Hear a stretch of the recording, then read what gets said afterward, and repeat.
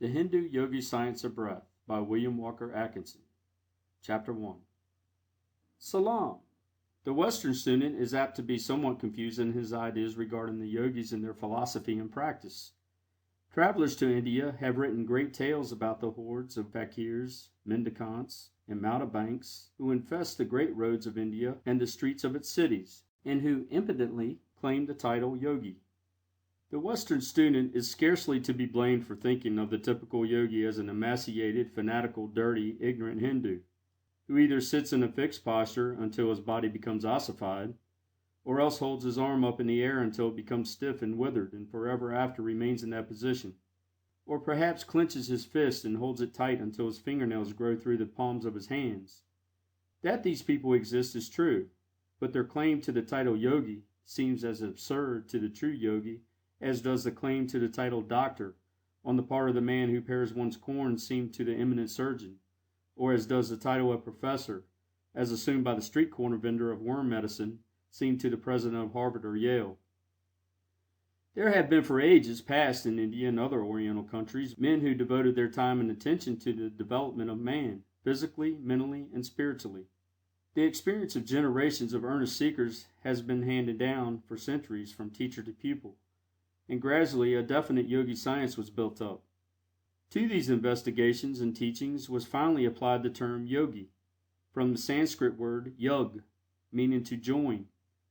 From the same source comes the English word yoke, with a similar meaning.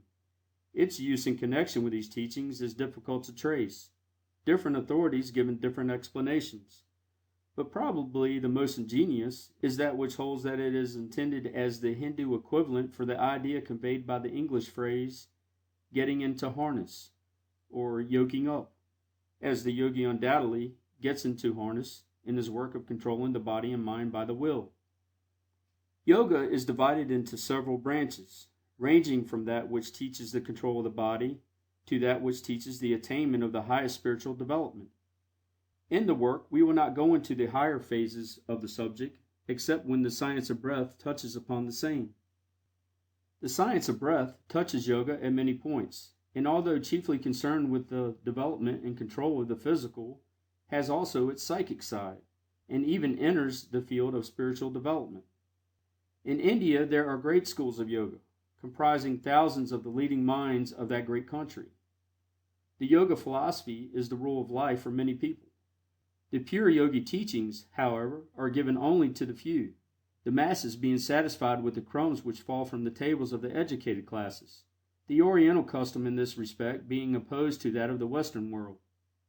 But Western ideas are beginning to have their effect even in the Orient, and teachings which were once given only to the few are now freely offered to any who are ready to receive them. The East and the West are growing closer together, and both are profiting by the close contact, each influencing the other. The Hindu yogis have always paid great attention to the science of breath, for reasons which will be apparent to the student who reads this book. Many Western writers have touched upon this phase of the yogi teachings, but we believe that it has been reserved for the writer of this work to give to the Western student, in concise form and simple language, the underlying principles of the yogi science of breath, together with many of the favorite yogi breathing exercises and methods. We have given the Western idea as well as the Oriental, showing how one dovetails into the other. We have used the ordinary English terms almost entirely, avoiding the Sanskrit terms, so confusing to the average Western reader. The first part of the book is devoted to the physical phase of the science of breath. Then the psychic and mental sides are considered, and finally the spiritual side is touched upon. We may be pardoned if we express ourselves as pleased with our success in condensing as much yogi lore into so few pages, and by the use of words and terms which may be understood by anyone. Our only fear is that its very simplicity may cause some to pass it by as unworthy of attention, while they pass on their way searching for something deep, mysterious, and non-understandable. However, the Western mind is eminently practical, and we know that it is only a question of a short time before it will recognize the practicability of this work. We greet our students with our most profound salaam, and bid them be seated for their first lessons in the yogi science of breath. Breath is life. Life is absolutely dependent upon the act of breathing. Breath is life. Differ as they may upon details of theory and terminology, the Oriental and Occidental agree upon these fundamental principles. To breathe is to live, and without breath there is no life. Not only are the higher animals dependent upon breath for life and health, but even the lower forms of animal life must breathe to live, and plant life is likewise dependent upon the air for continued existence. The infant draws in a long, deep breath, retains it for a moment to extract from its life-giving properties, and then exhales it in a long wail, and lo! Its life upon earth has begun. The old man gives a faint gasp, ceases to breathe, and life is over. From the first faint breath of the infant to the last gasp of the dying man, it is one long story of continued breathing. Life is but a series of breaths. Breathing may be considered the most important of all the functions of the body, for indeed, all the other functions depend upon it.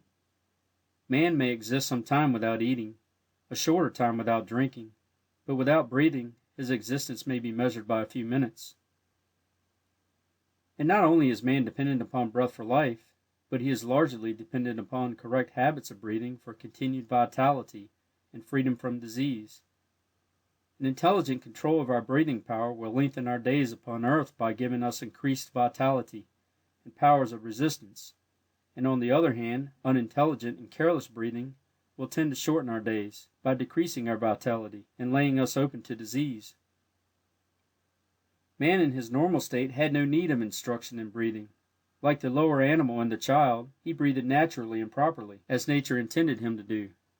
But civilization has changed him in this and other respects. He has contracted improper methods and attitudes of walking, standing, and sitting, which have robbed him of his birthright of natural and correct breathing. He has paid a high price for civilization. The savage, today, breathes naturally, unless he has been contaminated by the habits of civilized man. The percentage of civilized men who breathe correctly is quite small, and the result is shown in contracted chests and stooping shoulders, and the terrible increase in diseases of the respiratory organs, including that dread monster, consumption, the white scourge. Eminent authorities have stated that one generation of correct breathers would regenerate the race, and disease would be so rare as to be looked upon as a curiosity. Whether looked at from the standpoint of the Oriental or Occidental, the connection between correct breathing and health is readily seen and explained. The Occidental teachings show that the physical health depends very materially upon correct breathing. The Oriental teachers not only admit that their Occidental brothers are right, but say that in addition to the physical benefit derived from the correct habits of breathing, man's mental power, happiness, self-control, clear-sightedness, morals, and even his spiritual growth may be increased by an understanding of the science of breath. Whole schools of Oriental philosophy have been founded upon this science, and this knowledge, when grasped by the Western races and by them put to the practical use which is their strong point, will work wonders among them. The theory of the East, wedded to the practice of the West, will produce worthy offspring. This work will take up the Yogi science of breath, which includes not only all that is known to the Western physiologist and hygienist, but the occult side of the subject as well. It not only points out the way to physical health along the lines of what Western scientists have termed deep breathing, etc., but also goes into the less known phases of the subject and shows how the Hindu-Yogi controls his body, increasing his mental capacity, and develops the spiritual side of his nature by the science of breath. The Yogi practices exercises by which he attains control of his body, and is enabled to send to any organ or part an increased flow of vital force, or prana, thereby strengthening and invigorating the part or organ. He knows all that his Western scientific brother knows about the physiological effect of correct breathing, but he also knows that the air contains more than oxygen and hydrogen and nitrogen, and that something more is accomplished than the mere oxygenating of the blood. He knows something about prana, of which his Western brother is ignorant, and he is fully aware of the nature and manner of handling that great principle of energy, and is fully informed as to its effect upon the human body and mind. He knows that by rhythmical breathing one may bring himself into harmonious vibration with nature, and aid in the unfoldment of his latent powers. He knows that by controlled breathing he may not only cure disease in himself and others, but also practically do away with fear and worry and the baser emotions. To teach these things is the object of this work. We will give in a few chapters concise explanations and instructions, which might be extended into volumes. We hope to awaken the minds of the Western world to the value of the Yogi science of breath. The Exoteric Theory of Breath. In this chapter, we will give you briefly the theories of the Western scientific world regarding the functions of the respiratory organs and the part in the human economy played by the breath. In the subsequent chapters, we will give the additional theories and ascertained facts of the Oriental school of thought and research. The Oriental accepts the theories and facts of his Western brothers, which have been known to him for centuries, and adds thereto much that the latter do not now accept, but which they will in due time discover, and which after renaming they will present to the world as a great truth. Before taking up the Western idea, it will perhaps be better to give a hasty general idea of the organs of respiration. The organs of respiration consist of the lungs and the air passages leading to them. The lungs are 2 in number, and occupy the pleural chamber of the thorax, one on each side of the median line, being separated from each other by the heart, the greater blood vessels, and the larger air tubes. Each lung is free in all directions, except at the root, which consists chiefly of the bronchi, arteries, and veins connecting the lungs with the trachea and the heart. The lungs are spongy and porous, and their tissues are very elastic. They are covered with a delicately constructed but strong sac, known as the pleural sac, one wall of which closely adheres to the lung and the other to the inner wall of the chest, and which secretes a fluid which allows the inner surfaces of the walls to glide easily upon each other in the act of breathing. The air passages consist of the interior of the nose, pharynx, larynx, windpipe or trachea, and the bronchial tubes. When we breathe, we draw in the air through the nose, in which it is warmed by contact with the mucous membrane, which is richly supplied with blood, and after it has passed through the pharynx and larynx, it passes into the trachea or windpipe, which subdivides into numerous tubes called the bronchial tubes, bronchia, which in turn subdivide into and terminate in minute subdivisions in all the small air spaces in the lungs, of which the lungs contain millions. A writer has stated that if the air cells of the lungs were spread out over an unbroken surface, they would cover an area of 14,000 square feet. The air is drawn into the lungs by the action of the diaphragm, a great, strong, flat, sheet-like muscle, stretched across the chest, separating the chest box from the abdomen. The diaphragm's action is almost as automatic as that of the heart, although it may be transformed into a semi-voluntary muscle by an effort of the will. When it expands, it increases the size of the chest and lungs, and the air rushes into the vacuum thus created. When it relaxes, the chest and lungs contract, and the air is expelled from the lungs. Now, before considering what happens to the air in the lungs, let us look a little into the matter of the circulation of the blood. The blood, as you know, is driven by the heart, through the arteries, into the capillaries, thus reaching every part of the body, which it vitalizes, nourishes, and strengthens. It then returns by means of the capillaries by another route, the veins, to the heart, from which it is drawn to the lungs. The blood starts on its arterial journey, bright red and rich, laden with life-giving qualities and properties. It returns by the venous route, poor, blue, and dull, being laden down with the waste matter of the system. It goes out like a fresh stream from the mountains. It returns as a stream of sewer water. This foul stream goes to the right auricle of the heart. When this auricle becomes filled, it contracts and forces the stream of blood through an opening in the right ventricle of the heart, which in turn sends it on to the lungs, where it is distributed by millions of hair-like blood vessels to the air cells of the lungs, of which we have spoken. Now let us take up the story of the lungs at this point. The foul stream of blood is now distributed among the millions of tiny air cells in the lungs. A breath of air is inhaled, and the oxygen of the air comes in contact with the impure blood through the thin walls of the hair-like blood vessels of the lungs, which walls are thick enough to hold the blood, but thin enough to admit the oxygen to penetrate them. When the oxygen comes in contact with the blood, a form of combustion takes place, and the blood takes up oxygen and releases carbonic acid gas generated from the waste products and poisonous matter which has been gathered up by the blood from all parts of the system. The blood, thus purified and oxygenated, is carried back to the heart, again rich, red and bright, and laden with life-giving properties and qualities. Upon reaching the left auricle of the heart, it is forced into the left ventricle, from whence it is again forced out through the arteries on its mission of life to all parts of the system.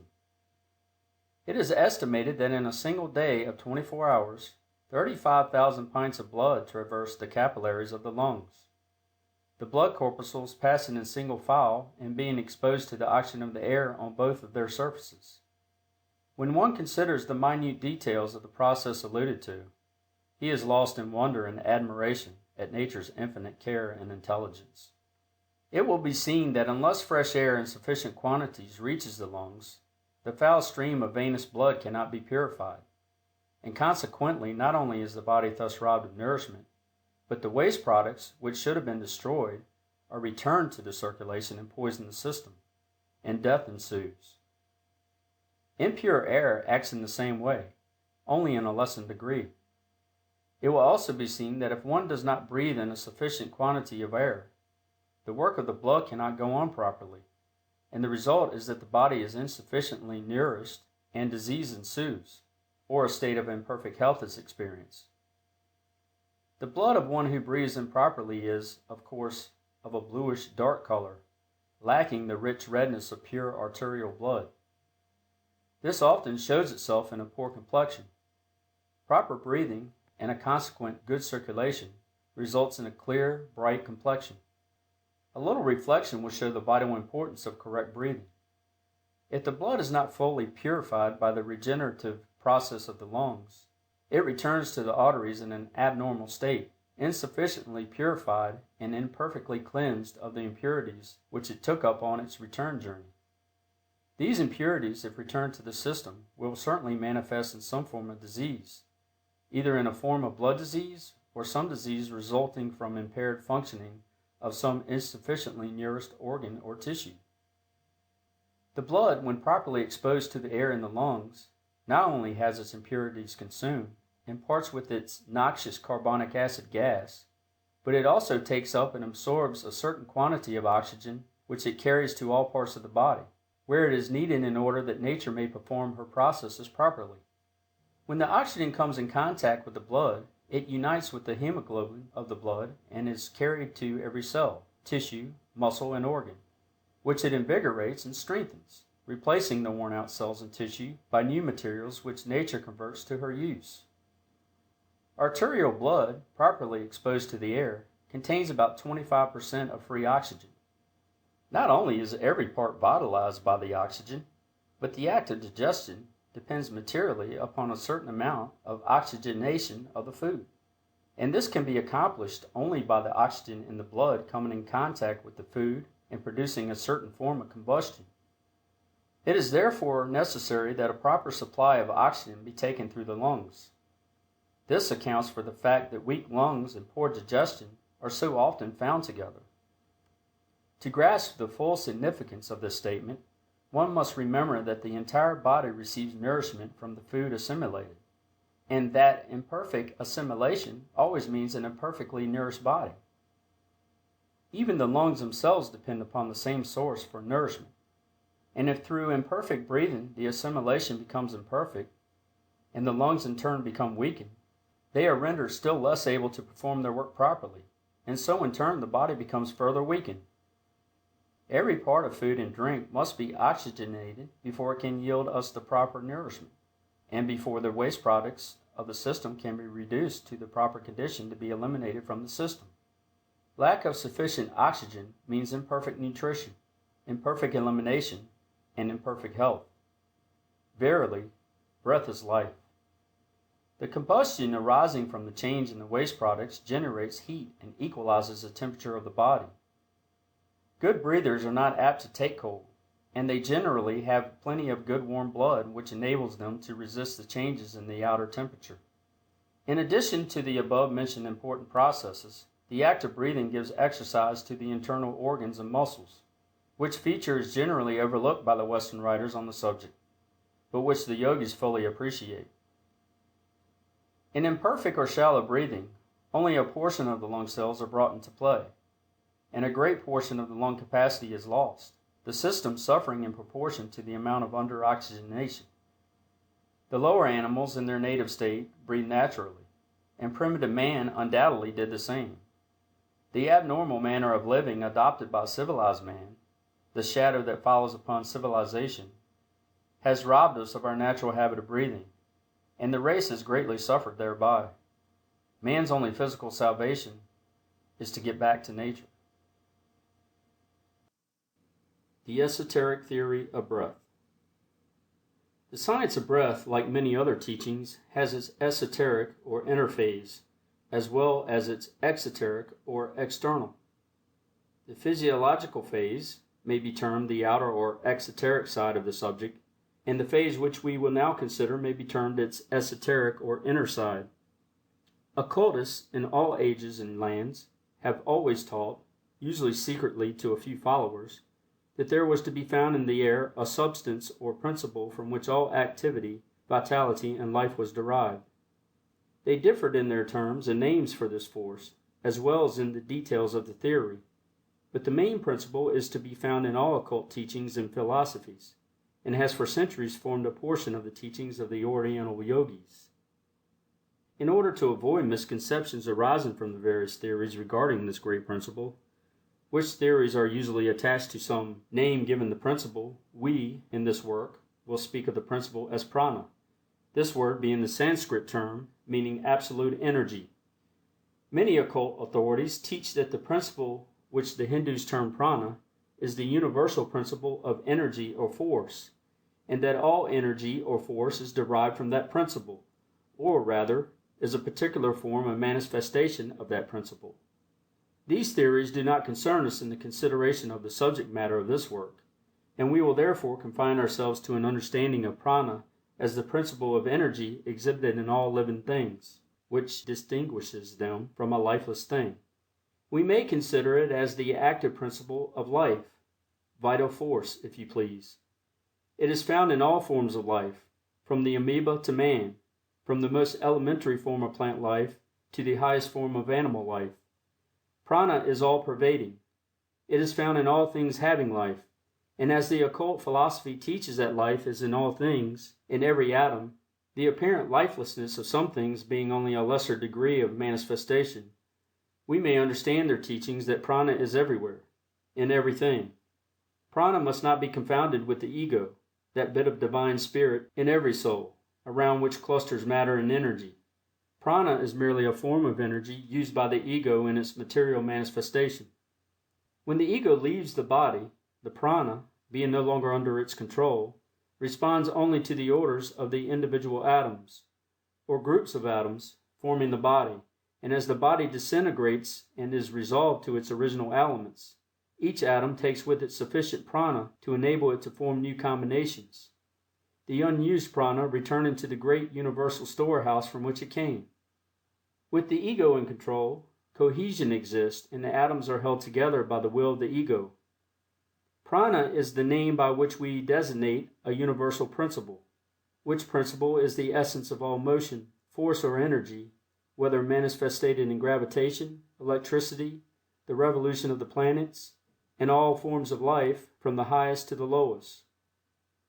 It may be called the soul of force and energy in all their forms, and that principle which, operating in a certain way, causes that form of activity which accompanies life.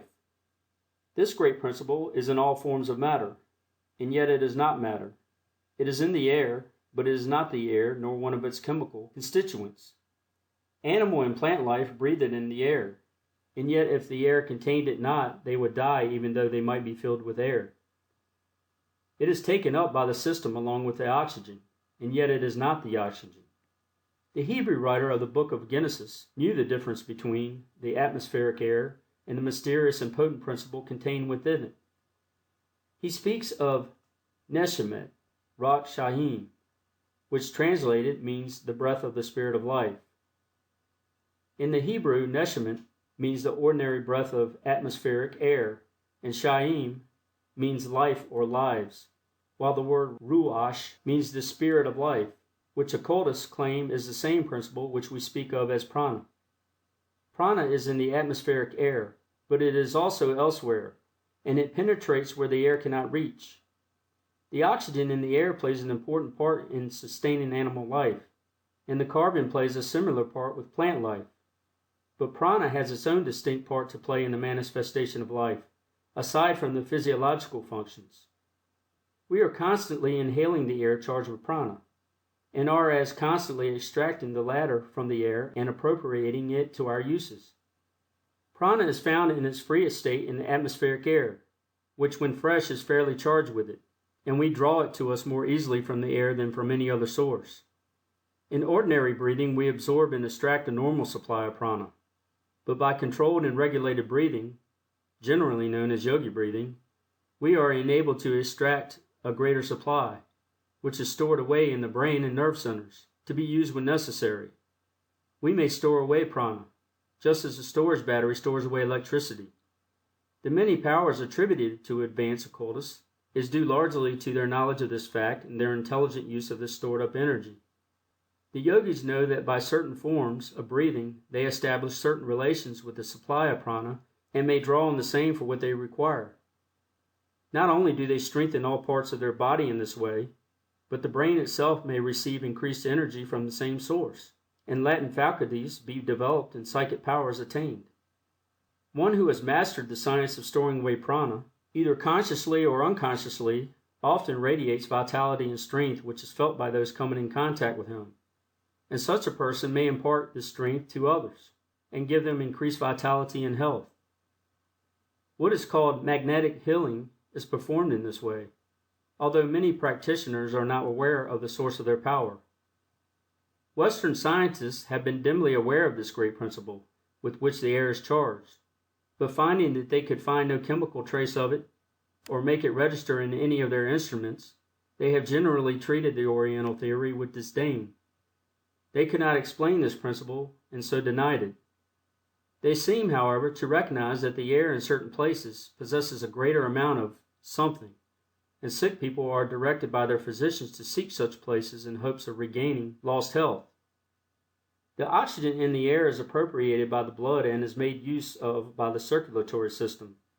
The prana in the air is appropriated by the nervous system and is used in its work.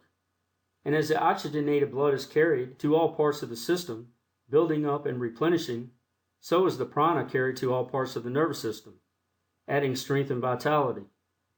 If we think of prana as being the active principle of what we call vitality, we will be able to form a much clearer idea of what an important part it plays in our lives. Just as is the oxygen in the blood used by the wants of the system, so the supply of prana taken up by the nervous system is exhausted by our thinking, willing, acting, etc., and in consequence constant replenishing is necessary. Every thought, every act, every effort of the will, every motion of a muscle uses up a certain amount of what we call nerve force, which is really a form of prana. To move a muscle, the brain sends out an impulse over the nerves, and the muscle contracts, and so much prana is expended. When it is remembered that the greater portion of prana acquired by man comes to him from the air inhaled, the importance of proper breathing is readily understood. End of Chapter 4. The nervous system.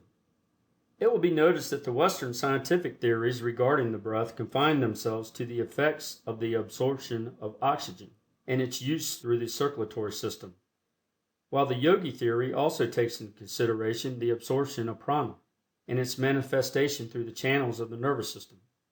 The nervous system of man is divided into two great systems, namely the cerebrospinal system and the sympathetic system. The cerebrospinal system consists of all that part of the nervous system contained within the cranial cavity and the spinal canal, namely the brain and the spinal cord, together with the nerves which branch off from the same. This system presides over the functions of animal life known as volition, sensation, etc. The sympathetic system includes all that part of the nervous system located principally in the thoracic, abdominal, and pelvic cavities, and which is distributed to the internal organs. It has control over the involuntary processes, such as growth, nutrition, etc. The cerebrospinal system attends to all the seeing, hearing, tasting, smelling, feeling, etc. It sets things in motion. It is used by the ego to think, to manifest consciousness. It is the instrument with which the ego communicates with the outside world. This system may be likened to a telephone system, with the brain as a central office, and the spinal column and nerves as cable and wires respectively. The brain is a great mass of nerve tissue and consists of three parts, namely the cerebrum, or brain proper, which occupies the upper, front, middle, and back portion of the skull, the cerebellum, or little brain, which fills the lower and back portion of the skull, and the medulla oblongata, which is the broadened commencement of the spinal cord, lying before and in front of the cerebellum. The cerebrum is the organ of that part of the mind which manifests itself in intellectual action. The cerebellum regulates the movements of the voluntary muscles. The medulla oblongata is the upper and large end of the spinal cord, and from it and the cerebrum branch forth the cranial nerves, which reach to various parts of the head, to the organs of special sense, and to some of the thoracic and abdominal organs, and to the organs of respiration. The spinal cord, or spinal marrow, fills the spinal canal in the vertebral column, or backbone. It is a long mass of nerve tissue, branching off at the several vertebrae to nerves communicating with all parts of the body.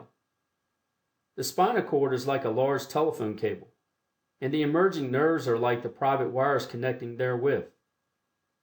The sympathetic nervous system consists of a double chain of ganglia on the side of the spinal column, and scattered ganglia in the head, neck, chest, and abdomen. A ganglion is a mass of nervous matter including nerve cells. These ganglia are connected with each other by filaments, and are also connected with the cerebrospinal system by motor and sensory nerves. From these ganglia, numerous fibers branch out to the organs of the body, blood vessels, etc. At various points, the nerves meet together and form what are known as plexuses. The sympathetic system practically controls the involuntary processes, such as circulation, respiration, and digestion. The power or force transmitted from the brain to all parts of the body by means of the nerves is known to Western science as nerve force, although the yogi knows it to be a manifestation of prana. In character and rapidity, it resembles the electric current. It will be seen that without this nerve force, the heart cannot beat, the blood cannot circulate, the lungs cannot breathe, the various organs cannot function. In fact, the machinery of the body comes to a stop without it. Nay more, even the brain cannot think without prana be present. When these facts are considered, the importance of the absorption of prana must be evident to all, and the science of breath assumes an importance even greater than that accorded it by Western science. The yogi teachings go further than does Western science, in one important feature of the nervous system. We allude to what Western science terms the Solar Plexus, and which it considers as merely one of a series of certain matted nets of sympathetic nerves with their ganglia found in various parts of the body. Yogi science teaches that this Solar Plexus is really a most important part of the nervous system, and that it is a form of brain, playing one of the principal parts in the human economy. Western science seems to be moving gradually towards a recognition of this fact, which has been known to the yogis of the East for centuries, and some recent Western writers have termed the Solar Plexus the Abdominal Brain. The Solar Plexus is situated in the epigastric region, just back of the pit of the stomach, on either side of the spinal column. It is composed of white and gray brain matter, similar to that composing the other brains of man. It has control of the main internal organs of man, and plays a much more important part than is generally recognized. We will not go into the yogi theory regarding the Solar Plexus, further than to say that they know it as the great central storehouse of prana. Men have been known to be instantly killed by a severe blow over the Solar Plexus, and prize fighters recognize its vulnerability and frequently temporarily paralyze their opponents by a blow over this region. The name solar is well bestowed on this brain, as it radiates strength and energy to all parts of the body, even the upper brains depending largely upon it as a storehouse of prana. Sooner or later, Western science will fully recognize the real function of the solar plexus and will accord to it a far more important place than it now occupies in their textbooks and teachings. Nostril breathing versus mouth breathing. One of the first lessons in the yogi science of breath is to learn how to breathe through the nostrils, and to overcome the common practice of mouth breathing. The breathing mechanism of man is so constructed that he may breathe either through the mouth or nasal tubes. But it is a matter of vital importance to him which method he follows, as one brings health and strength, and the other disease and weakness. It should not be necessary to state to the student that the proper method of breathing is to take the breath through the nostrils. But alas, the ignorance among civilized people regarding this simple matter is astounding. We find people in all walks of life habitually breathing through their mouths, and allowing their children to follow their horrible and disgusting example. Many of the diseases to which civilized man is subject are undoubtedly caused by this common habit of mouth breathing. Children permitted to breathe in this way grow up with impaired vitality and weakened constitutions, and in manhood and womanhood break down and become chronic invalids. The mother of the savage race does better, being evidently guided by her intuition. She seems to instinctively recognize that the nostrils are the proper channels for the conveyal of air to the lungs, and she trains her infant to close its little lips and breathe through the nose. She tips its head forward when it is asleep, which attitude closes the lips and makes nostril breathing imperative. If our civilized mothers were to adopt the same plan, it would work a great good for the race. Many contagious diseases are contracted by the disgusting habit of mouth breathing, and many cases of cold and catarrhal affections are also attributable to the same cause. Many persons who, for the sake of appearances, keep their mouth closed during the day, persist in mouth breathing at night and often contract disease in this way. Carefully conducted scientific experiments have shown that soldiers and sailors who sleep with their mouths open are much more liable to contract contagious diseases than those who breathe properly through the nostrils. An instance is related in which smallpox became epidemic on a man of war in foreign parts, and every death which resulted was that of some sailor or marine who was a mouth breather, not a single nostril breather succumbing. The organs of respiration have their only protective apparatus, filter, or dust catcher in the nostrils. When the breath is taken through the mouth, there is nothing from mouth to lungs to strain the air, or to catch the dust and other foreign matter in the air. From mouth to lungs, the dirt or impure substance has a clear track, and the entire respiratory system is unprotected. And, moreover, such incorrect breathing admits cold air to the organs, thereby injuring them. Inflammation of the respiratory organs often results from the inhalation of cold air through the mouth. The man who breathes through the mouth at night always awakens with a parched feeling in the mouth and a dryness in the throat. He is violating one of nature's laws and is sowing the seeds of disease. Once more, remember that the mouth affords no protection to the respiratory organs, and cold air, dust, and impurities and germs readily enter by that door. On the other hand, the nostrils and nasal passages show evidence of the careful design of nature in this respect. The nostrils are two narrow, tortuous channels containing numerous bristly hairs which serve the purpose of a filter or sieve to strain the air of its impurities, etc., which are expelled when the breath is exhaled. Not only do the nostrils serve this important purpose, but they also perform an important function in warming the air inhaled. The long, narrow, winding nostrils are filled with warm mucous membrane, which, coming in contact with the inhaled air, warms it so that it can do no damage to the delicate organs of the throat, or to the lungs. No animal, except in man, sleeps with the mouth open or breathes through the mouth. And in fact, it is believed that it is only civilized man who so perverts nature's functions, as the savage and barbarian races almost invariably breathe correctly. It is possible that this unnatural habit among civilized men has been acquired through unnatural methods of living, enervating luxuries, and excessive warmth. The refining, filtering, and straining apparatus of the nostrils renders the air fit to reach the delicate organs of the throat and the lungs, and the air is not fit to so reach these organs until it has passed through nature's refining process. The impurities which are stopped and retained by the sieves and mucous membrane of the nostrils are thrown out again by the expelled breath in exhalation, and in case they have accumulated too rapidly or have managed to escape through the sieves and have penetrated forbidden regions, nature protects us by producing a sneeze which violently ejects the intruder. The air, when it enters the lungs, is as different from the outside air as is distilled water different from the water of the cistern. The intricate purifying organization of the nostrils, arresting and holding the impure particles in the air, is as important as is the action of the mouth in stopping cherry stones and fish bones and preventing them from being carried on to the stomach. Man should no more breathe through his mouth than he would attempt to take food through his nose. Another feature of mouth breathing is that the nasal passages, being thus comparatively unused, consequently fail to keep themselves clean and clear, and become clogged up and unclean, and are apt to contract local diseases. Like abandoned roads that soon become filled with weeds and rubbish, unused nostrils become filled with impurities and foul matter. One who habitually breathes through the nostrils is not likely to be troubled with clogged or stuffy nostrils. But for the benefit of those who have been more or less addicted to the unnatural mouth breathing, and who wish to acquire the natural and rational method, it may perhaps be well to add a few words regarding the way to keep their nostrils clean and free from impurities.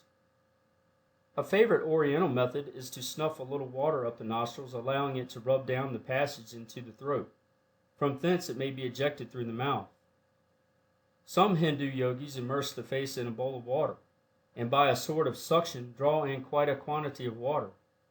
But this latter method requires considerable practice, and the first mentioned method is equally efficacious and much more easily performed. Another good plan is to open the window and breathe freely, closing one nostril with the finger or thumb, sniffing up the air through the open nostril. Then repeat the process on the other nostril. Repeat several times, changing nostrils. This method will usually clear the nostrils of obstructions. In case the trouble is caused by catarrh, it is well to apply a little Vaseline or camphor ice or similar preparation, or sniff up a little witch hazel extract once in a while, and you will notice a marked improvement. A little care and attention will result in the nostrils becoming clean and remaining so. We have given considerable space to this subject of nostril breathing, not only because of its great importance in its reference to health, but because nostril breathing is a prerequisite to the practice of the breathing exercises to be given later in this book, and because nostril breathing is one of the basic principles underlying the yogi science of breath. We urge upon the student the necessity of acquiring this method of breathing if he has it not, and caution him against dismissing this phase of the subject as unimportant. 4 methods of respiration. In the consideration of the question of respiration, we must begin by considering the mechanical arrangements whereby the respiratory movements are effected. The mechanics of respiration manifest through 1. The elastic movements of the lungs, and 2. The activities of the sides and bottom of the thoracic cavity in which the lungs are contained. The thorax is that portion of the trunk between the neck and the abdomen, the cavity of which, known as the thoracic cavity, is occupied mainly by the lungs and heart. It is bounded by the spinal column, the ribs with their cartilages, the breastbone, and below by the diaphragm. It is generally spoken of as the chest. It has been compared to a completely shut conical box, the small end of which is turned upward, the back of the box being formed by the spinal column, the front of the breastbone, and the sides of the ribs. The ribs are 24 in number, 12 on each side, and emerge from each side of the spinal column.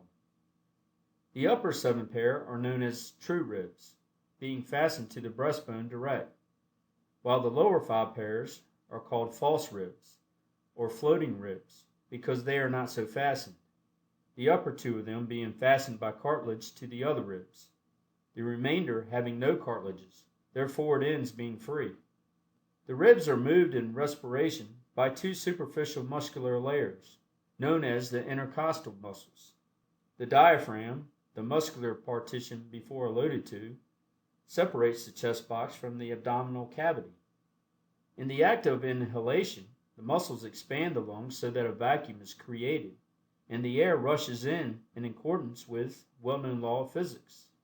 Everything depends upon the muscles concerned in the process of respiration, which we may, as for convenience, term the respiratory muscles.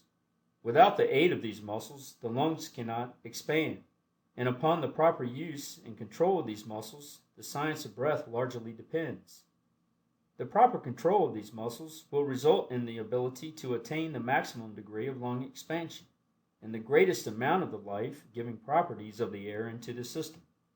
The yogis classify respiration into 4 general methods, namely 1. High breathing, 2. Mid breathing, 3. Low breathing, 4. Yogi Complete Breathing.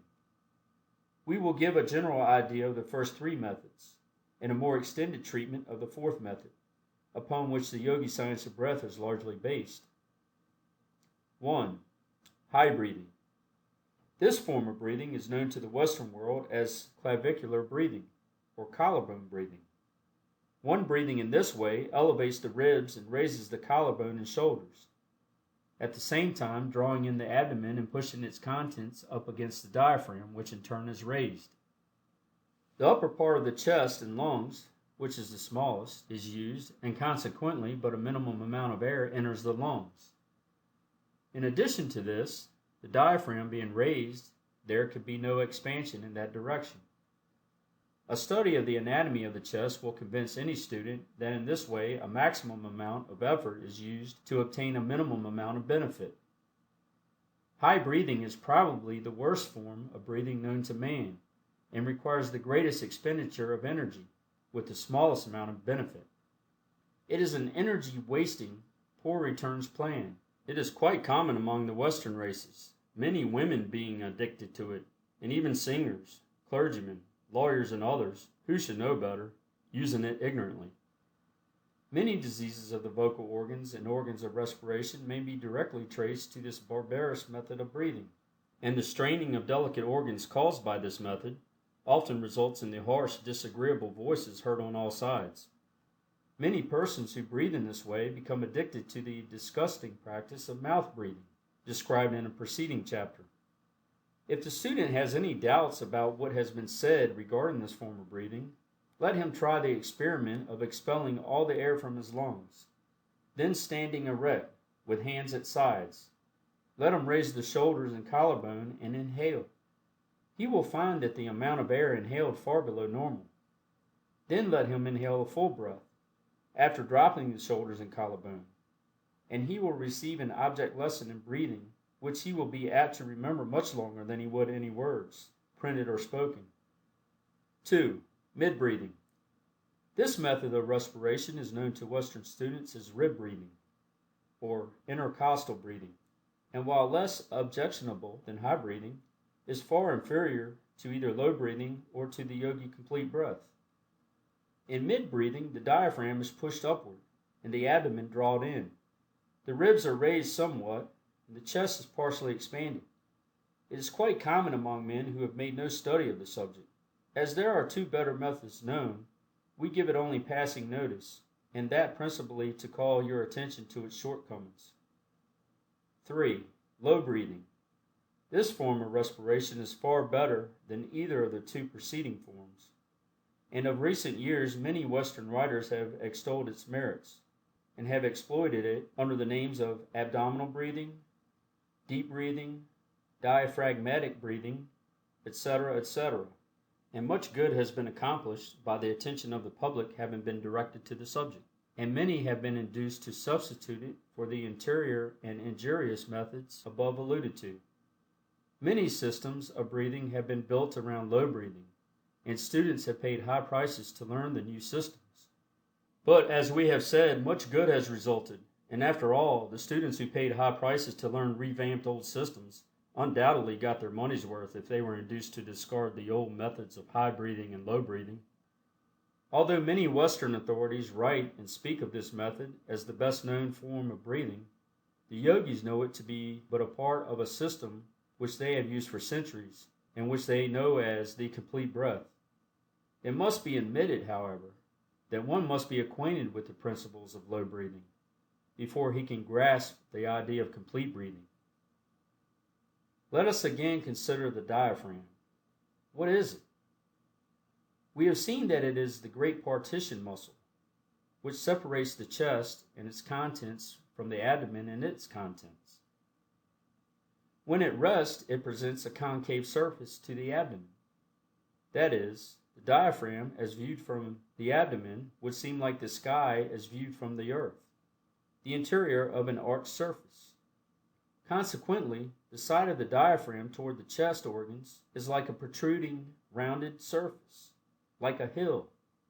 When the diaphragm is brought into use, the hill formation is lowered and the diaphragm presses upon the abdominal organs and forces out the abdomen. In low breathing, the lungs are given freer play than in the methods already mentioned, and consequently more air is inhaled. This fact has led the majority of Western writers to speak and write of low breathing, which they call abdominal breathing, as the highest and best method known to science.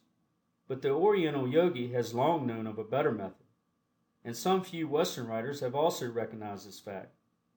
The trouble with all methods of breathing, other than Yogi Complete Breathing, is that in none of these methods do the lungs become filled with air. At the best, only a portion of the lung space is filled, even in low breathing. High breathing fills only the upper portion of the lungs. Mid breathing fills only the middle and a portion of the upper parts. Low breathing fills only the lower and middle parts. It is evident that any method that fills the entire lung space must be far preferable to those filling only certain parts. Any method which will fill the entire lung space must be the greatest value to man in the way of allowing him to absorb the greatest quantity of oxygen and to store away the greatest amount of prana.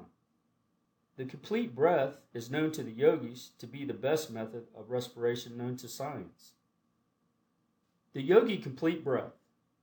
Yogi Complete Breathing includes all the good points of high breathing, mid breathing, and low breathing, with the objectionable features of each eliminated. It brings into play the entire respiratory apparatus, every part of the lungs, every air cell, every respiratory muscle. The entire respiratory organism responds to this method of breathing, and the maximum amount of benefit is derived from the minimum expenditure of energy. The chest cavity is increased to its normal limits in all directions, and every part of the machinery performs its natural work and functions. One of the most important features of this method of breathing is the fact that the respiratory muscles are fully called into play, whereas in the other forms of breathing, only a portion of these muscles are so used. In complete breathing, among other muscles, those controlling the ribs are actively used, which increases the space in which the lungs may expand, and also gives the proper support to the organs when needed.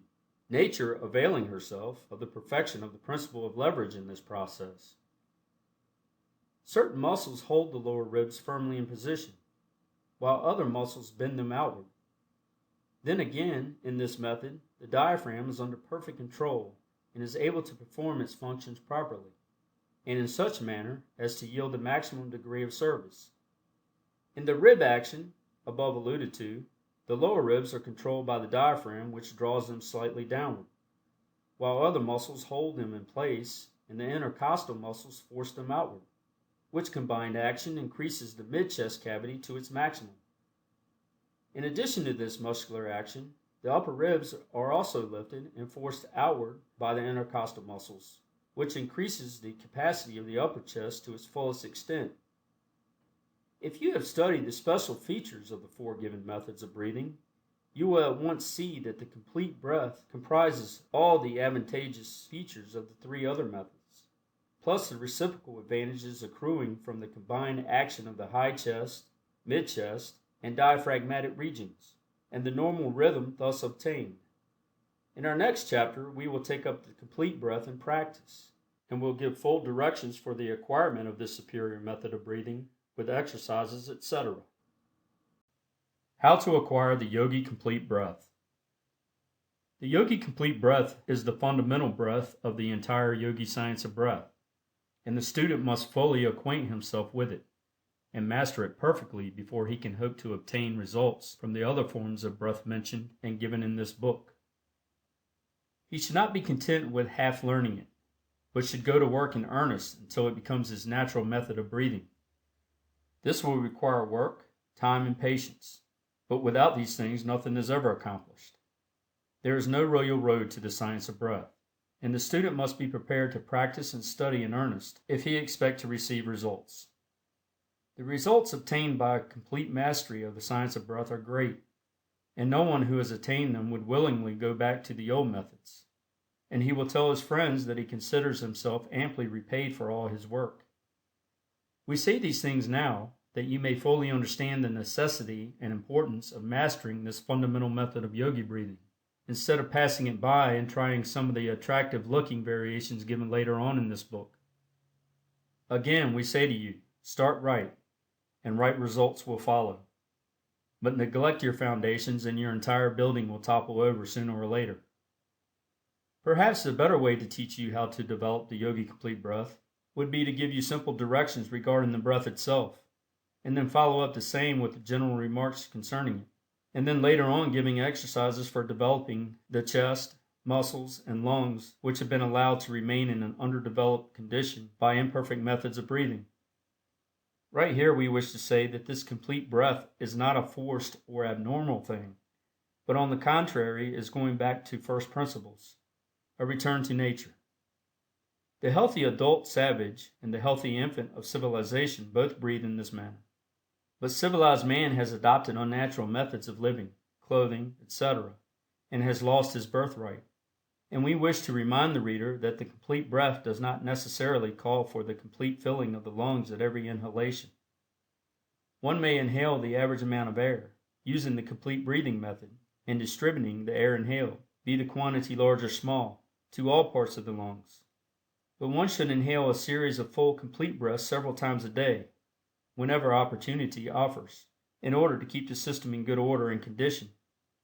The following simple exercise will give you a clear idea of what the complete breath is. 1. Stand or sit erect. Breathing through the nostrils, inhale steadily, first filling the lower part of the lungs, which is accomplished by bringing into play the diaphragm, which descending exerts a gentle pressure on the abdominal organs, pushing forward the front walls of the abdomen.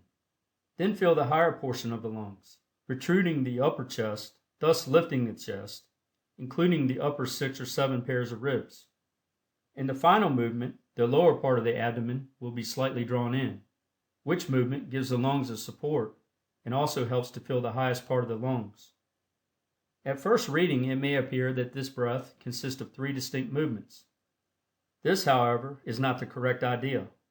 The inhalation is continuous. The entire chest cavity from the lower diaphragm to the highest point of the chest in the region of the collarbone, being expanded with a uniform movement. Avoid a jerky series of inhalations and strive to attain a steady, continuous action. Practice will soon overcome the tendency to divide the inhalation into 3 movements, and will result in a uniform, continuous breath. You will be able to complete the inhalation in a couple of seconds after a little practice. 2. Retain the breath a few seconds. 3. Exhale quite slowly, holding the chest in a firm position, and having the abdomen in a little and lifting it upward slowly as the air leaves the lungs. When the air is entirely exhaled, relax the chest and abdomen. A little practice will render this part of the exercise easy, and the movement, once acquired, will be afterwards performed almost automatically. It will be seen that by this method of breathing, all parts of the respiratory apparatus is brought into action, and all parts of the lungs, including the most remote air cells, are exercised. The chest cavity is expanded in all directions. You will also notice that the complete breath is really a combination of low, mid, and high breaths, succeeding each other rapidly in the order given, in such a manner as to form one uniform, continuous, complete breath. You will find it quite a help to you if you will practice this breath before a large mirror, placing the hands lightly over the abdomen so that you may feel the movements.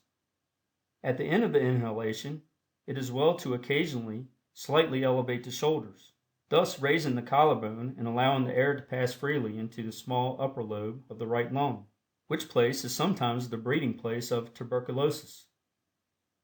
At the beginning of practice, you may have more or less trouble in acquiring the complete breath, but a little practice will make perfect, and when you have once acquired it, you will never willingly return to the old methods. Physiological effect of the complete breath.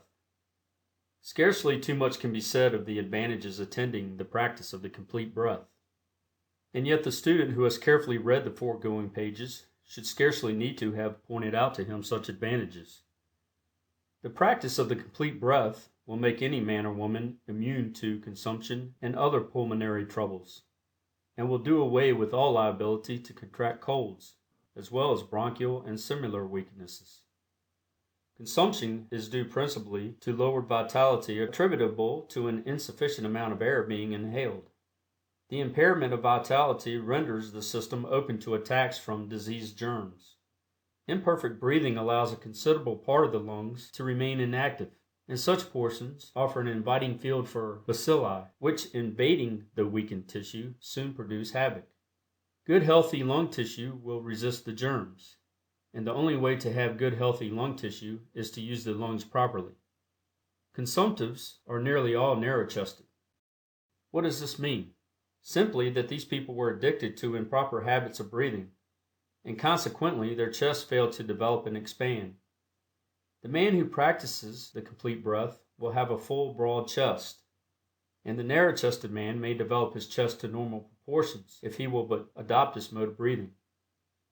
Such people must develop their chest cavities if they value their lives. Colds may often be prevented by practicing a little vigorous complete breathing whenever you feel that you are being unduly exposed. When chilled, breathe vigorously a few minutes, and you will feel a glow all over your body. Most colds can be cured by complete breathing and partial fasting for a day. The quality of the blood depends largely upon its proper oxygenation in the lungs, and if it is under-oxygenated, it becomes poor in quality and laden with all sorts of impurities, and the system suffers from lack of nourishment, and often becomes actually poisoned by the waste products remaining uneliminated in the blood. As the entire body, every organ and every part, is dependent upon the blood for nourishment, impure blood must have a serious effect upon the entire system. The remedy is plain. Practice the Yogi Complete Breath. The stomach and other organs of nutrition suffer much from improper breathing. Not only are they ill-nourished by reason of the lack of oxygen, but as the food must absorb oxygen from the blood and become oxygenated before it can be digested and assimilated, it is rarely seen how digestion and assimilation is impaired by incorrect breathing. And when assimilation is not normal, the system receives less and less nourishment, the appetite fails, bodily vigor decreases, and energy diminishes, and the man withers and declines. All from the lack of proper breathing. Even the nervous system suffers from improper breathing, inasmuch as the brain, the spinal cord, the nerve centers, and the nerves themselves, when improperly nourished by means of the blood, become poor and inefficient instruments for generating, storing, and transmitting the nerve currents.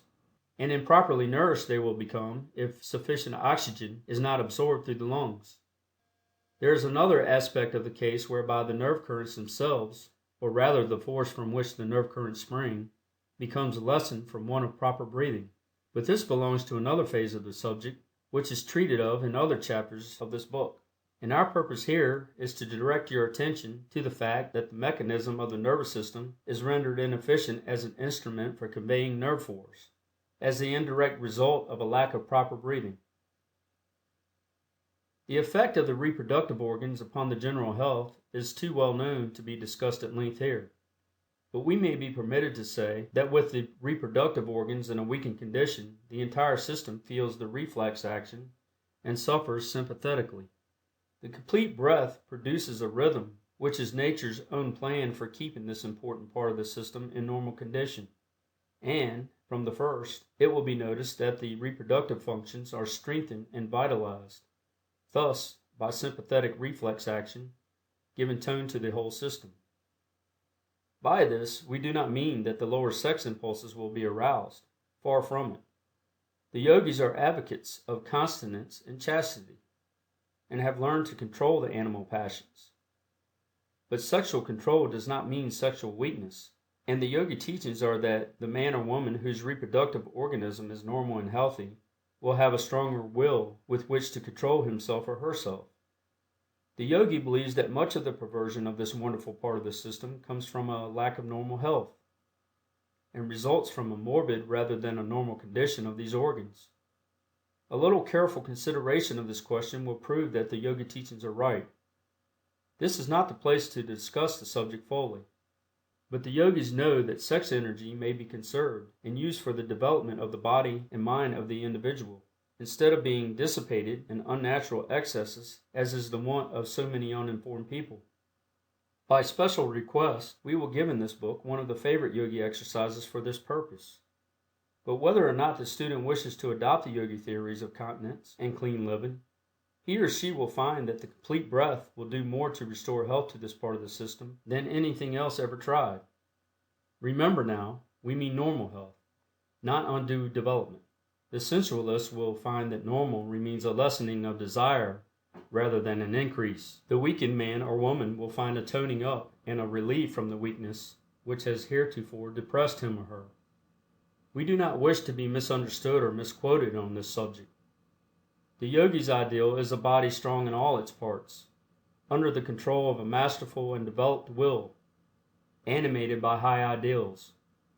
In the practice of the complete breath, during inhalation, the diaphragm contracts and exerts a gentle pressure upon the liver, stomach, and other organs, which in connection with the rhythm of the lungs acts as a gentle massage of these organs and stimulates their actions, and encourages normal functioning.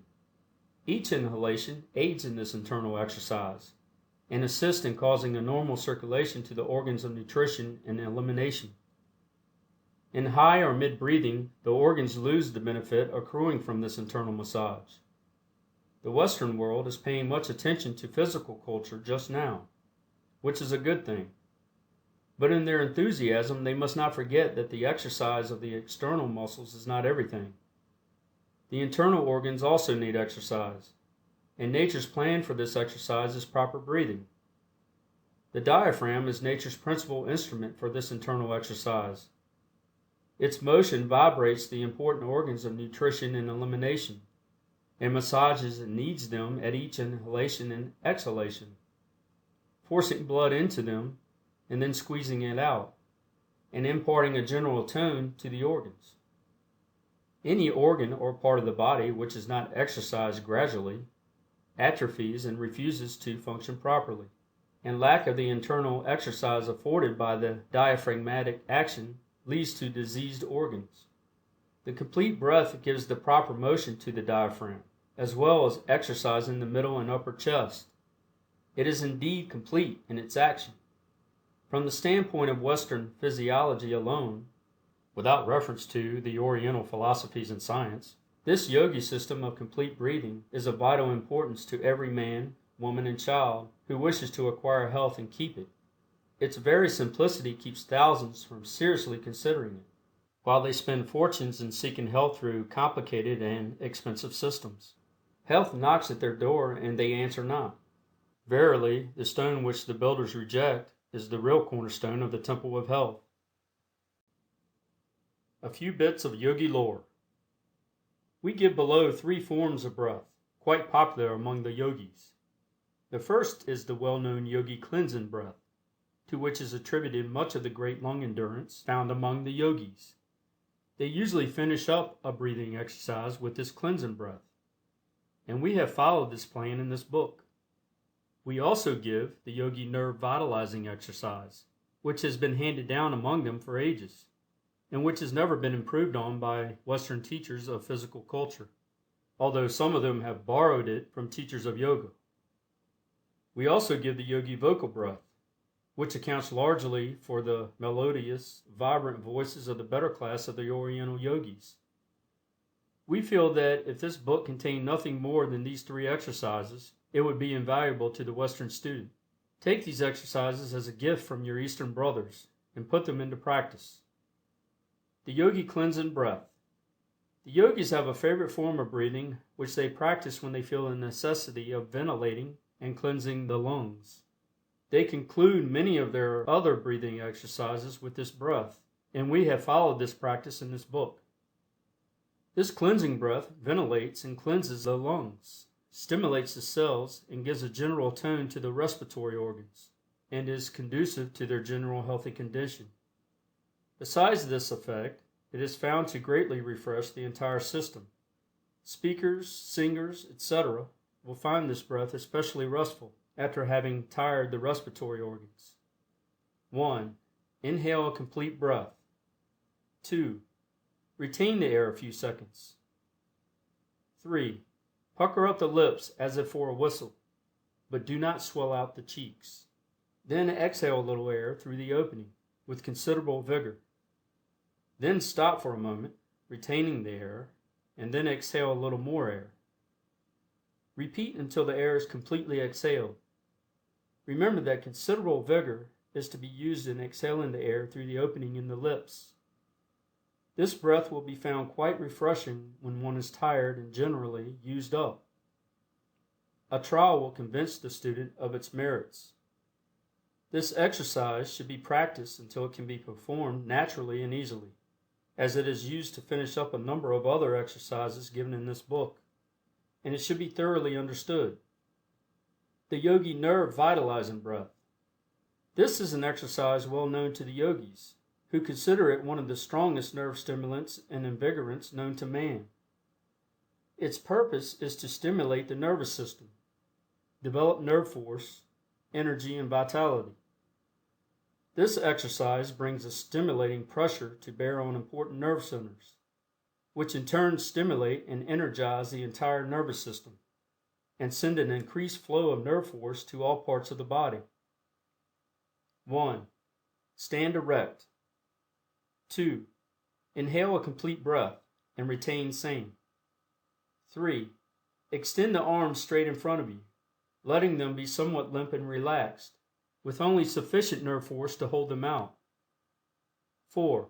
Slowly draw the hands back toward the shoulders, gradually contracting the muscles and putting force into them, so that when they reach the shoulders, the fists will be so tightly clenched that a tremulous motion is felt. 5. Then, keeping the muscles tense, push the fists slowly out, and then draw them back rapidly, still tense, several times. 6. Exhale vigorously through the mouth. 7. Practice the cleansing breath. The efficiency of this exercise depends greatly upon the speed of the drawing back of the fists and the tension of the muscles, and, of course, upon the full lungs. This exercise must be tried to be appreciated. It is without equal as a bracer, as our Western friends put it. The Yogi Vocal Breath. The yogis have a form of breathing to develop the voice. They are noted for their wonderful voices, which are strong, smooth, and clear, and have a wonderful trumpet-like carrying power. They have practiced this particular form of breathing exercise, which has resulted in rendering their voices soft, beautiful, and flexible, imparting to it that indescribable, peculiar floating quality, combined with great power. The exercise given below will in time impart the above-mentioned qualities, or the yogi voice, to the student who practices it faithfully. It is to be understood, of course, that this form of breath is to be used only as an occasional exercise, and not as a regular form of breathing. 1. Inhale a complete breath very slowly, but steadily, through the nostrils, taking as much time as possible in the inhalation. 2. Retain for a few seconds. 3. Expel the air vigorously in one great breath, through the wide open mouth. 4. Rest the lungs by the cleansing breath. Without going deeply into the yogi theories of sound production in speaking and singing, we wish to say that experience has taught them that the timbre, quality and power of a voice depends not alone upon the vocal organs in the throat, but that the facial muscles, etc., have much to do with the matter. Some men with large chests produce but a poor tone, while others with comparatively small chests produce tones of amazing strength and quality. Here is an interesting experiment worth trying. Stand before a glass and pucker up your mouth and whistle, and note the shape of your mouth and the general expression of your face. Then sing or speak as you do naturally, and see the difference. Then start to whistle again for a few seconds, and then, without changing the position of your lips or face, sing a few notes and notice what a vibrant, resonant, clear, and beautiful tone is produced. The Seven Yogi Developing Exercises. The following are the 7 favorite exercises of the yogis for developing the lungs, muscles, ligaments, air cells, etc. They are quite simple but marvelously effective. Do not let the simplicity of these exercises make you lose interest, for they are the result of careful experiments and practice on the part of the yogis, and are the essence of numerous intricate and complicated exercises, the non-essential portions being eliminated and the essential features retained. 1. The retained breath. This is a very important exercise which tends to strengthen and develop the respiratory muscles as well as the lungs, and its frequent practice will also tend to expand the chest. The yogis have found that an occasional holding of the breath after the lungs have been filled with the complete breath is very beneficial, not only to the respiratory organs, but to the organs of nutrition, the nervous system, and the blood itself. They have found that an occasional holding of the breath tends to purify the air which has remained in the lungs from former inhalations, and to more fully oxygenate the blood. They also know that the breath so retained gathers up all the waste matter, and when the breath is expelled, it carries with it the effete matter of the system, and cleanses the lungs just as a purgative does the bowels. The yogis recommend this exercise for various disorders of the stomach, liver, and blood, and also find that it frequently relieves bad breath, which often arises from poorly ventilated lungs. We recommend students to pay considerable attention to this exercise, as it has great merits. The following directions will give you a clear idea of the exercise. 1. Stand erect. 2. Inhale a complete breath. 3. Retain the air as long as you can comfortably. 4. Exhale vigorously through the open mouth. 5. Practice the cleansing breath. At first you will be able to retain the breath only a short time, but a little practice will also show a great improvement. Time yourself with a watch if you wish to note your progress. 2. Lung cell stimulation. This exercise is designed to stimulate the air cells in the lungs, but beginners must not overdo it, and in no case should it be indulged in too vigorously. Some may find a slight dizziness resulting from the first few trials, in which case let them walk around a little and discontinue the exercise for a while. 1. Stand erect, with hands at sides. 2. Breathe in very slowly and gradually. 3. While inhaling, gently tap the chest with the fingertips, constantly changing position. 4. When the lungs are filled, retain the breath and pat the chest with the palms of the hands. 5. Practice the cleansing breath. This exercise is very bracing and stimulating to the whole body, and is a well-known yogi practice. Many of the air cells of the lungs become inactive by reason of incomplete breathing, and often become almost atrophied. One who has practiced imperfect breathing for years will find it not so easy to stimulate all these ill-used air cells into activity all at once by the complete breath. But this exercise will do much toward bringing about the desired result, and is worth study and practice. 3. Rib stretching. We have explained that the ribs are fastened by cartilages, which admit of considerable expansion. In proper breathing, the ribs play an important part, and it is well to occasionally give them a little special exercise in order to preserve their elasticity. Standing or sitting in unnatural positions, to which many of the Western people are addicted, is apt to render the ribs more or less stiff and inelastic, and this exercise will do much to overcome same. 1. Stand erect. 2. Place the hands, one on each side of the body, as high up under the armpits as convenient, the thumbs reaching toward the back. the palms on the side of the chest and the fingers to the front over the breast. 3. Inhale a complete breath. 4. Retain the air for a short time. 5.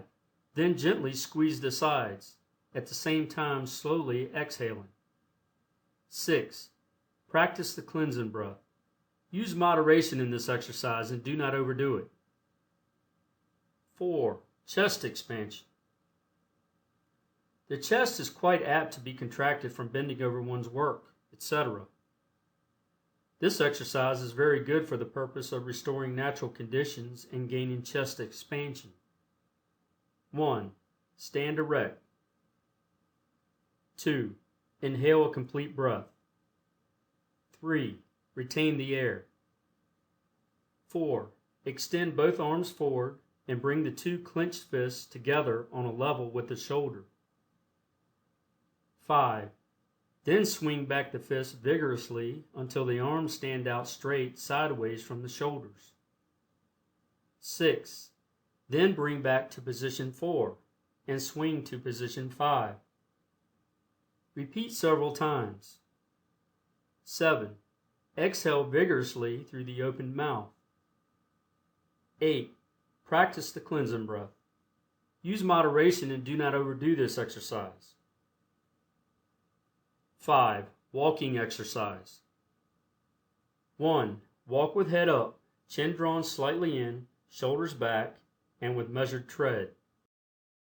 2. Inhale a complete breath, counting mentally. 1, 2, 3, 4, 5, 6, 7, 8. 1 count to each step, making the inhalation extend over the 8 counts. 3. Exhale slowly through the nostrils, counting as before. 1, 2, 3, 4, 5, 6, 7, 8. 1 count to a step. 4. Rest between breaths, continuing walking and counting. 1, 2, 3, 4, 5, 6, 7, 8. 1 count to a step. 5. Repeat until you begin to feel tired, then rest for a while, and resume at pleasure. Repeat several times a day. Some yogis vary this exercise by retaining the breath during a 1, 2, 3, 4 count, and then exhale in an 8-step count. Practice whichever plan seems most agreeable to you. 6. Morning exercise. 1. Stand erect in a military attitude. Head up, eyes front, shoulders back, knees stiff, hands at sides. 2. Raise body slowly on toes, inhaling a complete breath, steadily and slowly. 3. Retain the breath for a few seconds, maintaining the same position. 4. Slowly sink to first position, at the same time slowly exhaling the air through the nostrils. 5. Practice cleansing breath. 6. Repeat several times, varying by using right leg alone, then left leg alone. 7. Stimulating circulation. 1. Stand erect. 2. Inhale complete breath and retain. 3. Bend forward slightly and grasp a stick or cane steadily and firmly, and gradually exerting your entire strength upon the grasp.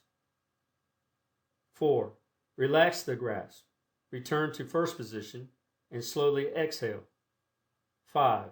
Repeat several times. 6. Finish with a cleansing breath. This exercise may be performed without the use of a stick or cane, by grasping an imaginary cane using the will to exert the pressure. The exercise is a favorite yogi plan of stimulating the circulation by driving the arterial blood to the extremities and drawing back the venous blood to the heart and lungs that it may take up the oxygen which has been inhaled with the air. In cases of poor circulation, there is not enough blood in the lungs to absorb the increased amount of oxygen inhaled, and the system does not get the full benefit of the improved breathing. In such cases, particularly, it is well to practice this exercise, occasionally with the regular complete breathing exercise. Seven Minor Yogi Exercises. This chapter is composed of 7 minor yogi breathing exercises, bearing no special names, but each distinct and separate from the others and having a different purpose in view. Each student will find several of these exercises best adapted to the special requirements of his particular case. Although we have styled these exercises minor exercises, they are quite valuable and useful, or they would not appear in this book. They give one a condensed course in physical culture and lung development, and might readily be padded out and elaborated into a small book on these subjects. They have, of course, an additional value, as yogi breathing forms a part of each exercise. Do not pass them by because they are marked minor. Some one or more of these exercises may be just what you need. Try them and decide for yourself. Exercise 1. 1. Stand erect with hands at sides. 2. Inhale complete breath. 3. Raise the arms slowly, keeping them rigid until the hands touch overhead. 4. Retain the breath a few minutes with hands overhead. 5. Lower hands slowly to sides, exhaling slowly at same time. 6. Practice cleansing breath. Exercise 2. 1. Stand erect with arms straight in front of you. 2. Inhale complete breath and retain. 3. Swing arms back as far as they will go, then back to first position. Then repeat several times, returning the breath all the while. 4. Exhale vigorously through mouth. 5. Practice cleansing breath. Exercise 3. 1. Stand erect with arms straight in front of you. 2. Inhale complete breath. 3. Swing arms around in a circle, backward a few times. Then reverse a few times, retaining the breath all the while. You may vary this by rotating them alternately like the sails of a windmill. 4. Exhale the breath vigorously through the mouth. 5. Practice cleansing breath. Exercise 4. 1. Lie on the floor with your face downward and palms of hands flat upon the floor by your sides. 2. Inhale complete breath and retain. 3. Stiffen the body and raise yourself up by the strength of your arms until you rest on your hands and toes. 4. Then lower yourself to original position. Repeat several times. 5. Exhale vigorously through your mouth. 6. Practice cleansing breath. Exercise 5. 1. Stand erect with your palms against the wall. 2. Inhale complete breath and retain. 3. Lower the chest to the wall, resting your weight on your hands. 4. Then raise yourself back with the arm muscles alone, keeping the body stiff. 5. Exhale vigorously through the mouth. 6. Practice cleansing breath. Exercise 6.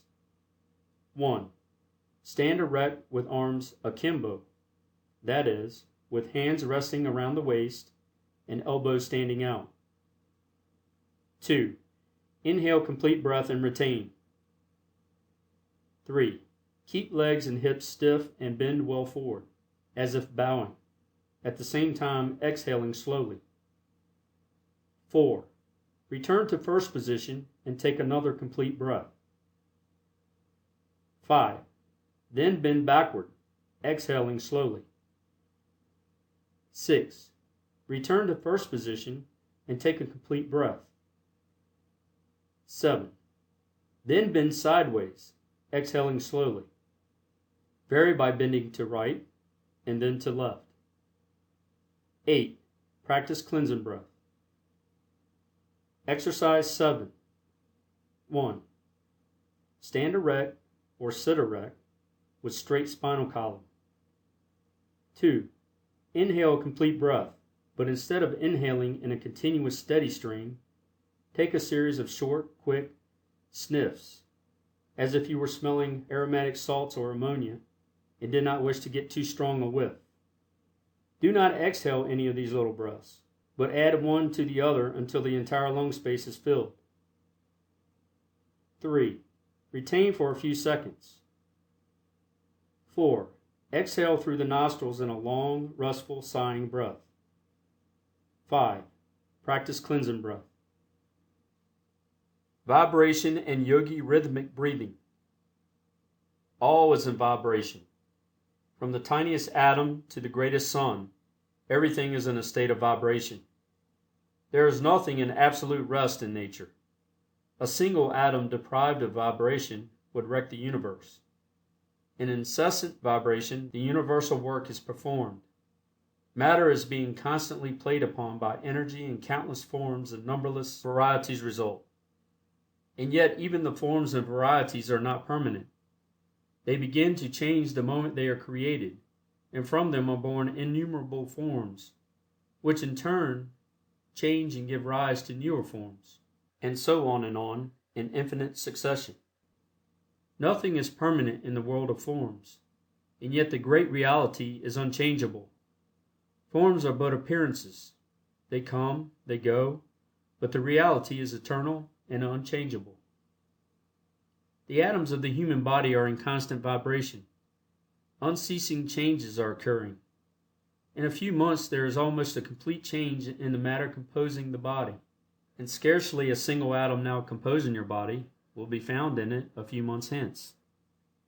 Vibration, constant vibration. Change, constant change. In all vibration is to be found a certain rhythm. Rhythm pervades the universe. The swing of the planets around the sun, the rise and fall of the sea, the beating of the heart, the ebb and flow of the tide, all follow rhythmic laws. The rays of the sun reach us, the rain descends upon us, in obedience to the same law. All growth is but an exhibition of this law.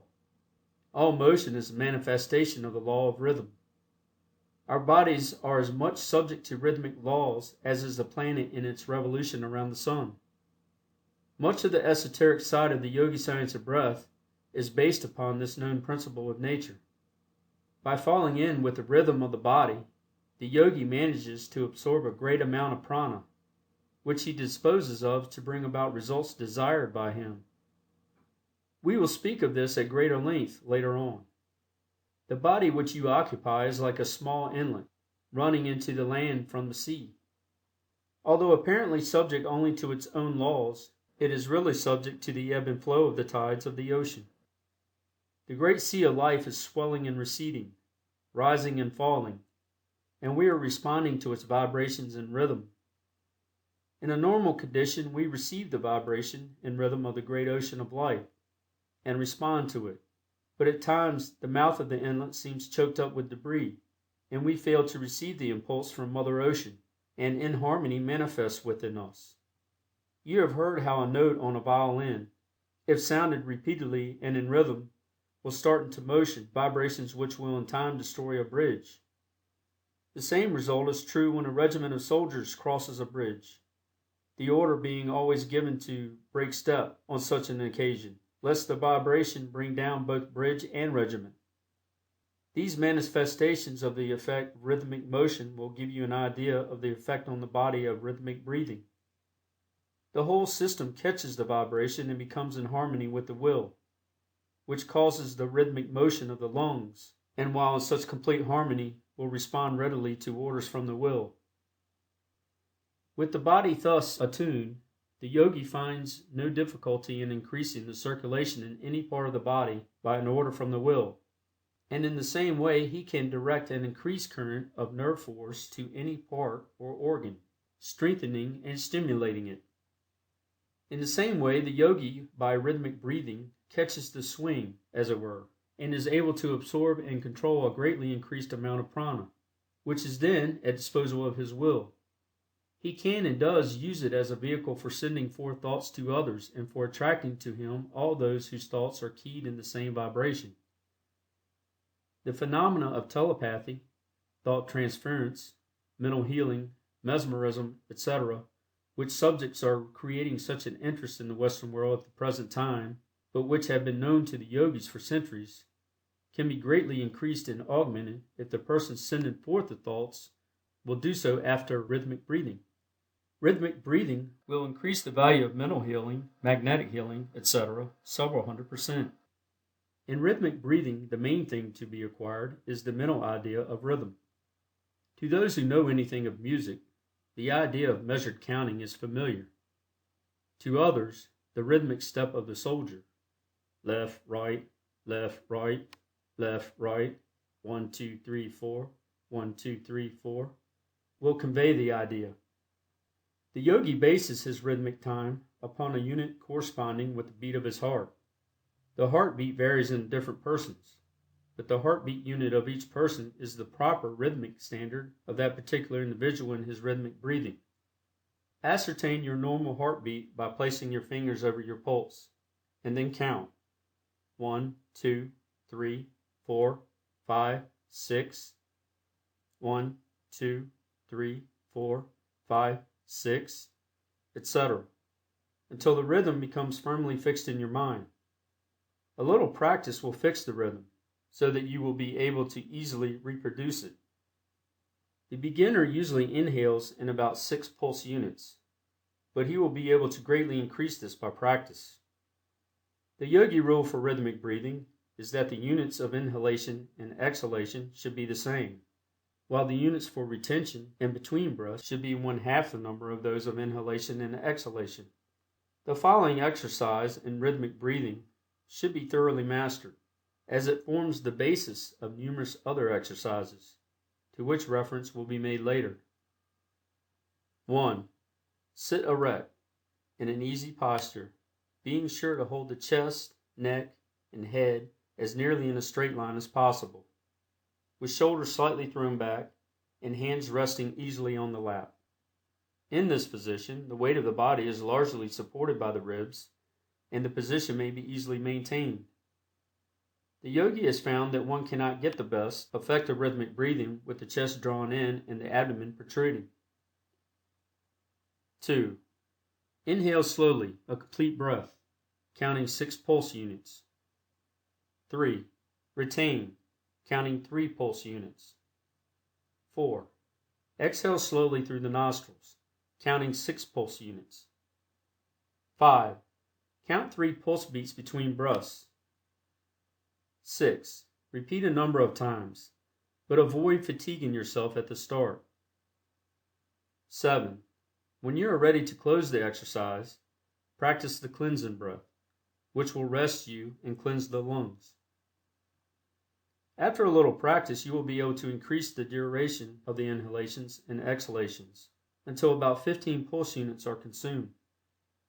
In this increase, remember that the units for retention and between breaths is 1/2 the units for inhalation and exhalation. Do not overdo yourself in your effort to increase the duration of the breath, but pay as much attention as possible to acquiring the rhythm, as that is more important than the length of the breath.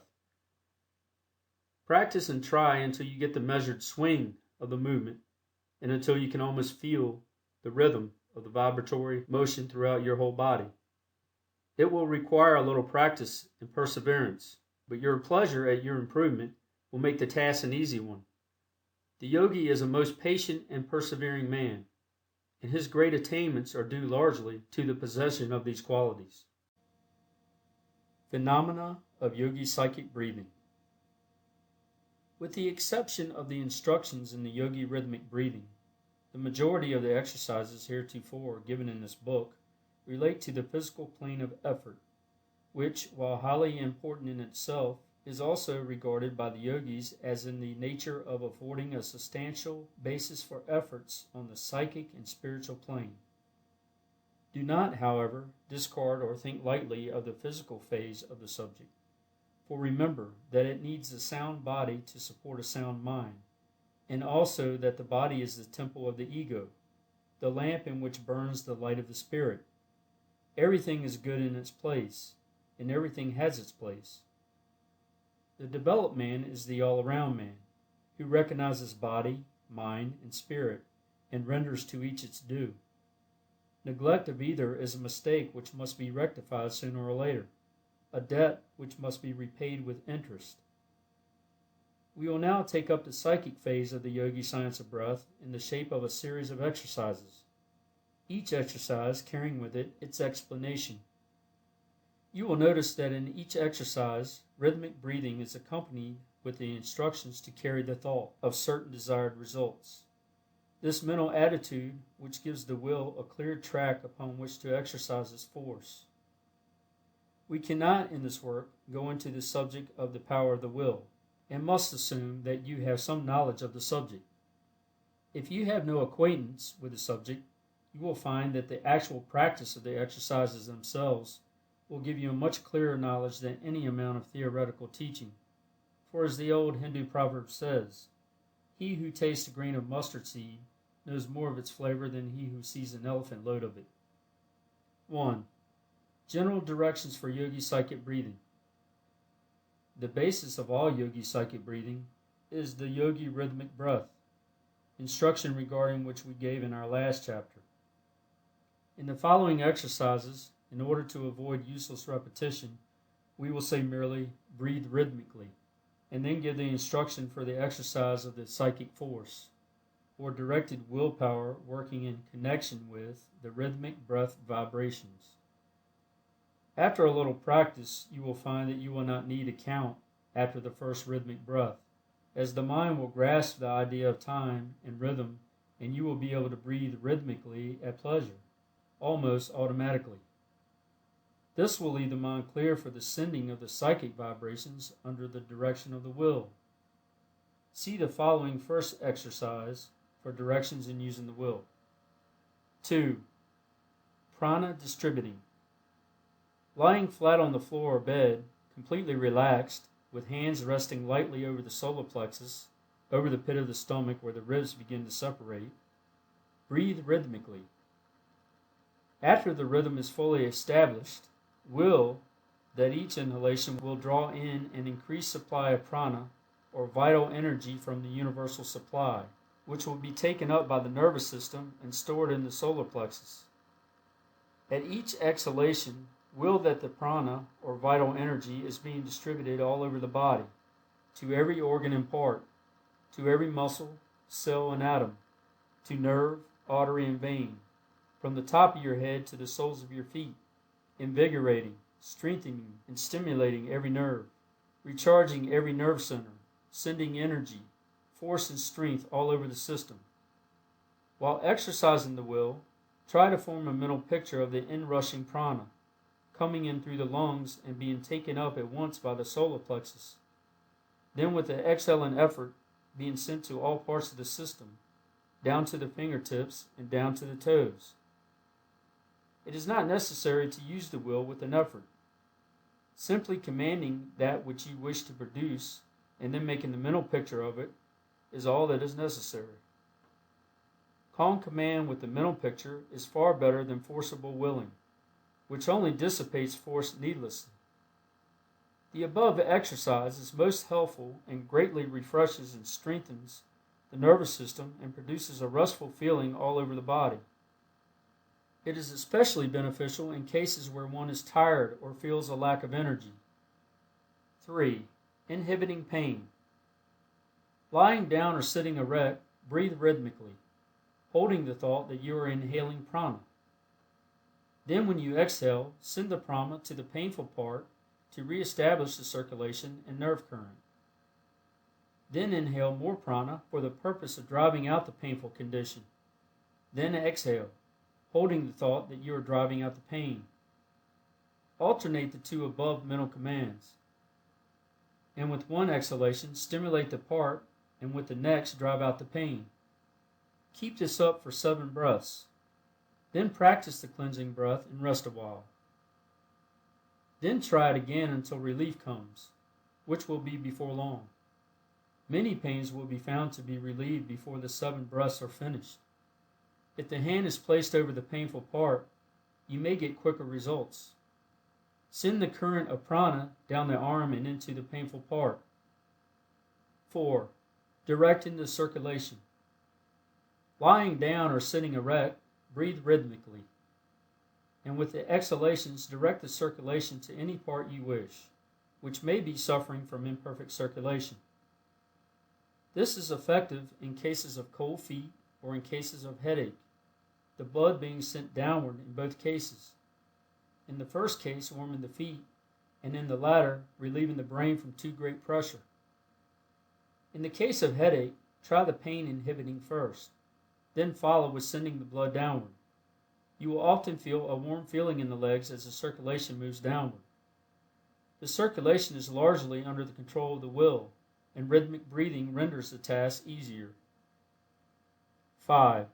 Self-healing. Lying in a relaxed condition, breathe rhythmically, and command that a good supply of prana be inhaled. With the exhalation, send the prana to the affected part for the purpose of stimulating it.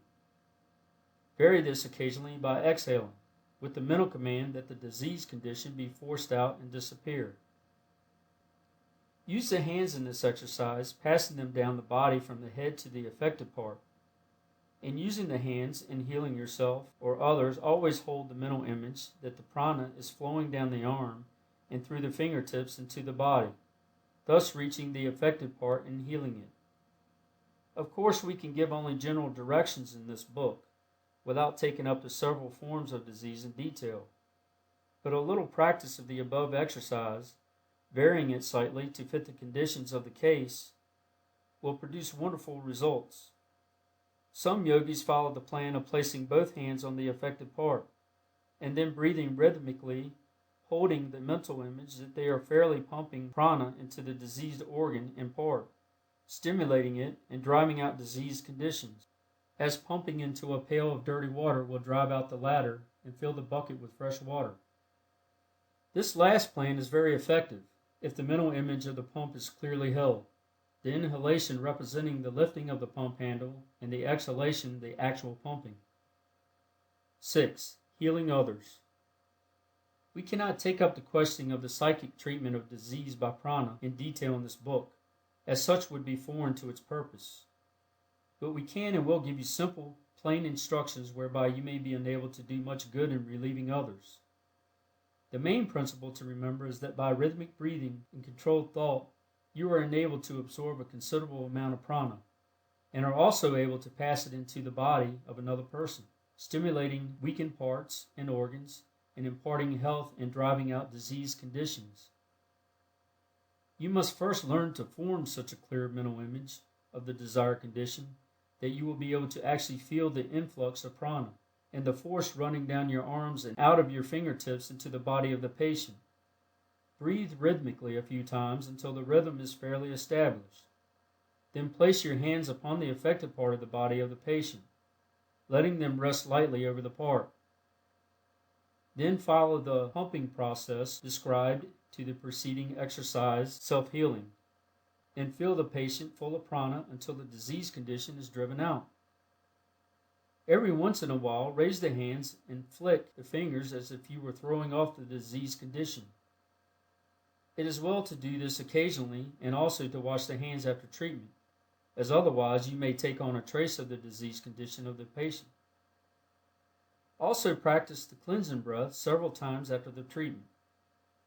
During the treatment, let the prana pour into the patient in one continuous stream, allowing yourself to be merely the pumping machinery connecting the patient with the universal supply of prana, and allowing it to flow freely through you. You need not work the hands vigorously, but simply enough that the prana freely reaches the affected parts. The rhythmic breathing must be practiced frequently during the treatment, so as to keep the rhythm normal and to afford the prana a free passage. It is better to place the hands on the bare skin, but where this is not advisable or possible, place them over the clothing. Vary above method occasionally during the treatment by stroking the body gently and softly with the fingertips, the fingers being kept slightly separated. This is very soothing to the patient. In cases of long standing, you may find it helpful to give the mental command in words, such as get out, or be strong, as the case may be, the words helping you to exercise the will more forcibly, and to the point. Vary these instructions to suit the needs of the case, and use your own judgment and inventive faculty. We have given you the general principles and you can apply them in hundreds of different ways.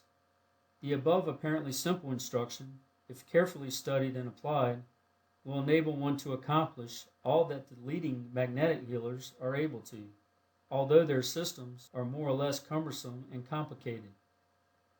They are using prana ignorantly and calling it magnetism. If they would combine rhythmic breathing and their magnetic treatment, they would double their efficiency. 7.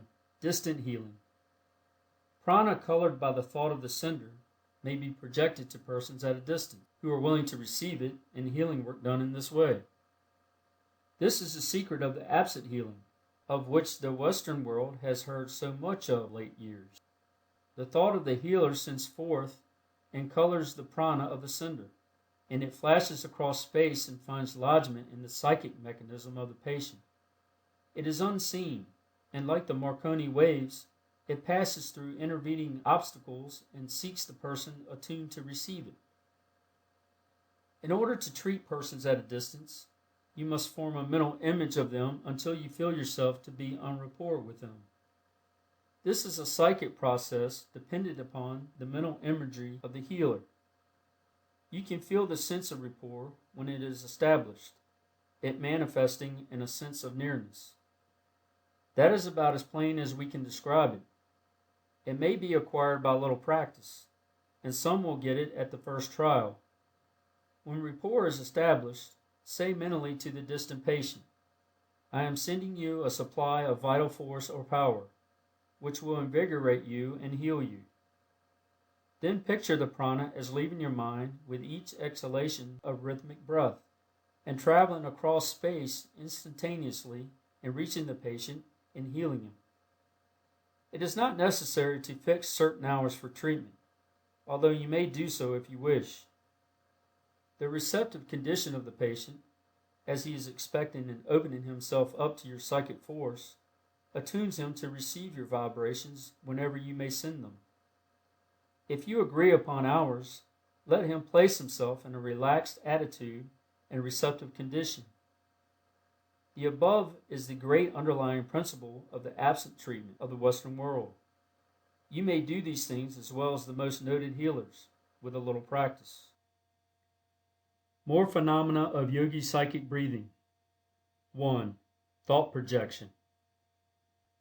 Thoughts may be projected by following the last mentioned method, distant healing, and others will feel the effect of thoughts so sent forth, it being remembered always that no evil thought can ever injure another person whose thoughts are good. Good thoughts are always positive to bad ones, and bad ones always negative to good ones. One can, however, excite the interest and attention of another by sending him thought waves in this way, charging the prana with the message he wishes to convey. If you desire another's love and sympathy, and possess love and sympathy for him, you can send him thoughts of this kind with effect, providing your motives are pure. Never, however, attempt to influence another to his hurt, or from impure or selfish motives, as such thoughts only recoil upon the sender with redoubled force, and injure him, while the innocent party is not affected. Psychic force when legitimately used is all right, but beware of black magic, or improper and unholy uses of it, as such attempts are like playing with a dynamo, and the person attempting such things will be surely punished by the result of the act itself.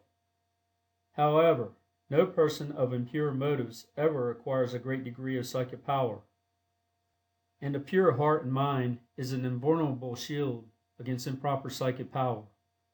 Keep yourself pure and nothing can hurt you. 2. Forming an aura. If you are ever in the company of persons of a low order of mind and you feel the depressing influence of their thought, breathe rhythmically a few times, thus generating an additional supply of prana, and then by means of the mental image method, surround yourself with an egg-shaped thought aura, which will protect you from the gross thought and disturbing influences of others. 3. Recharging yourself. If you feel that your vital energy is at a low ebb and that you need to store up a new supply quickly, The best plan is to place the feet close together, side by side of course, and to lock the fingers of both hands in any way that seems the most comfortable. This closes the circuit, as it were, and prevents any escape of prana through the extremities.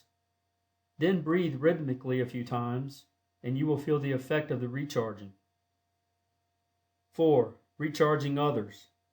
If some friend is deficient in vitality, you may aid him by sitting in front of him, your toes touching his, and his hand in yours.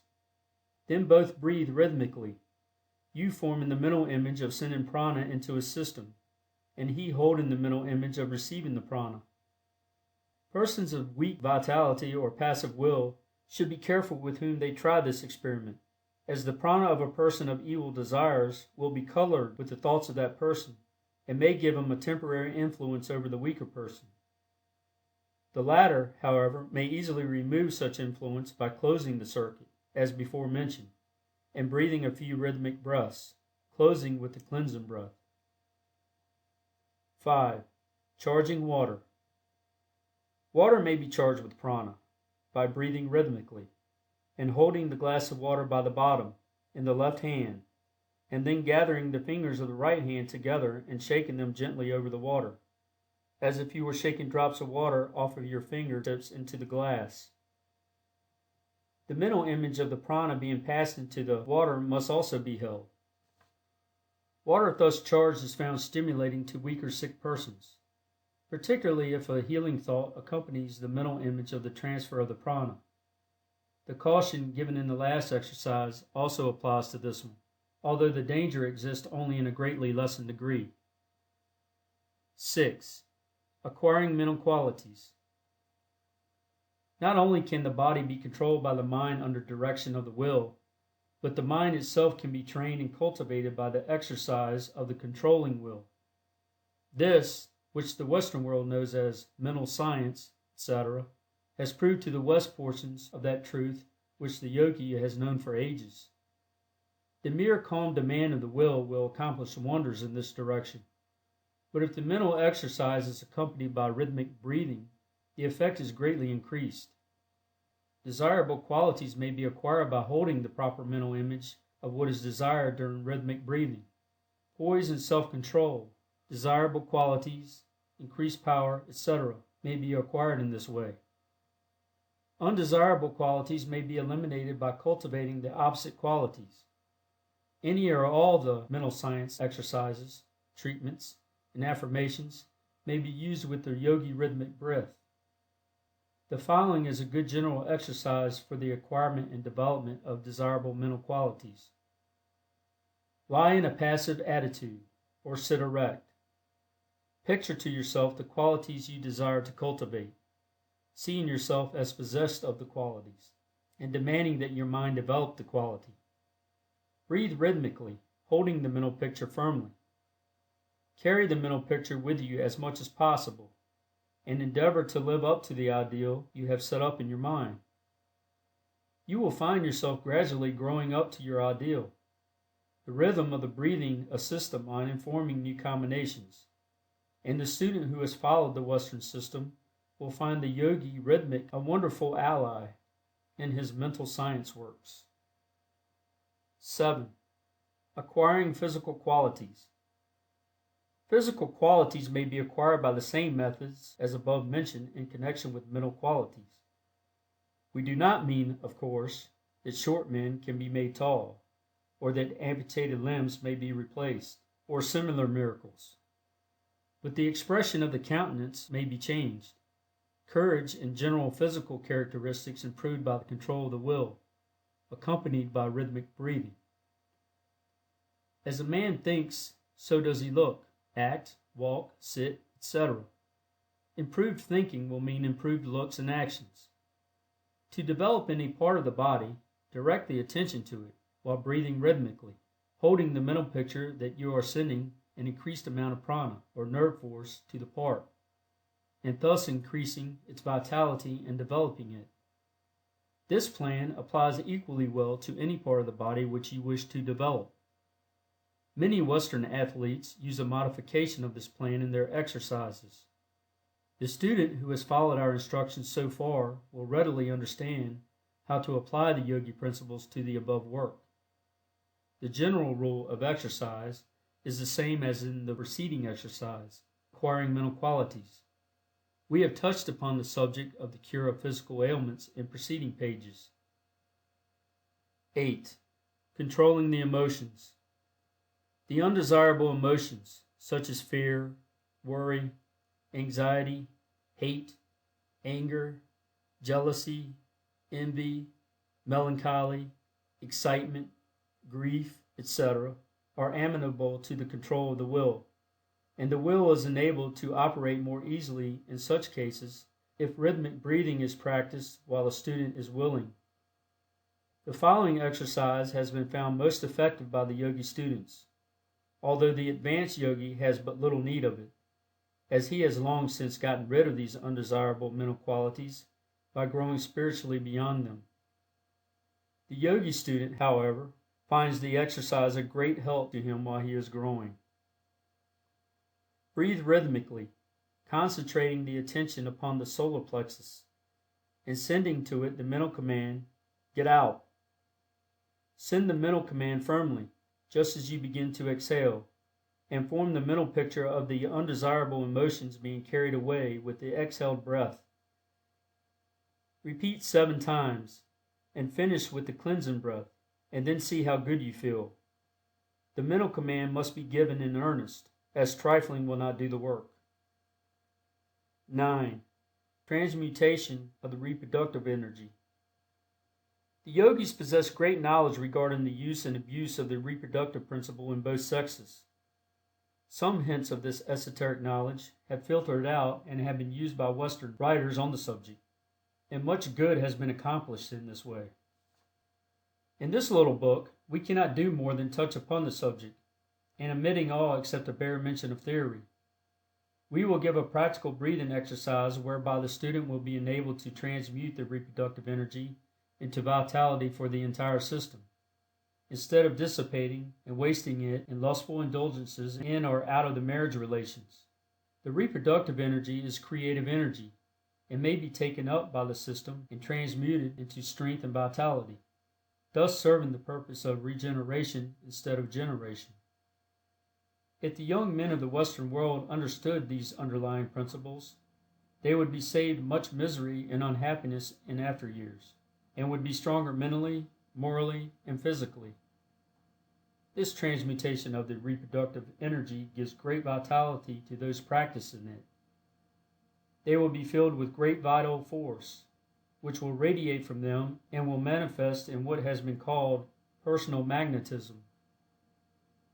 The energy, thus transmuted, may be turned into new channels and used to great advantage.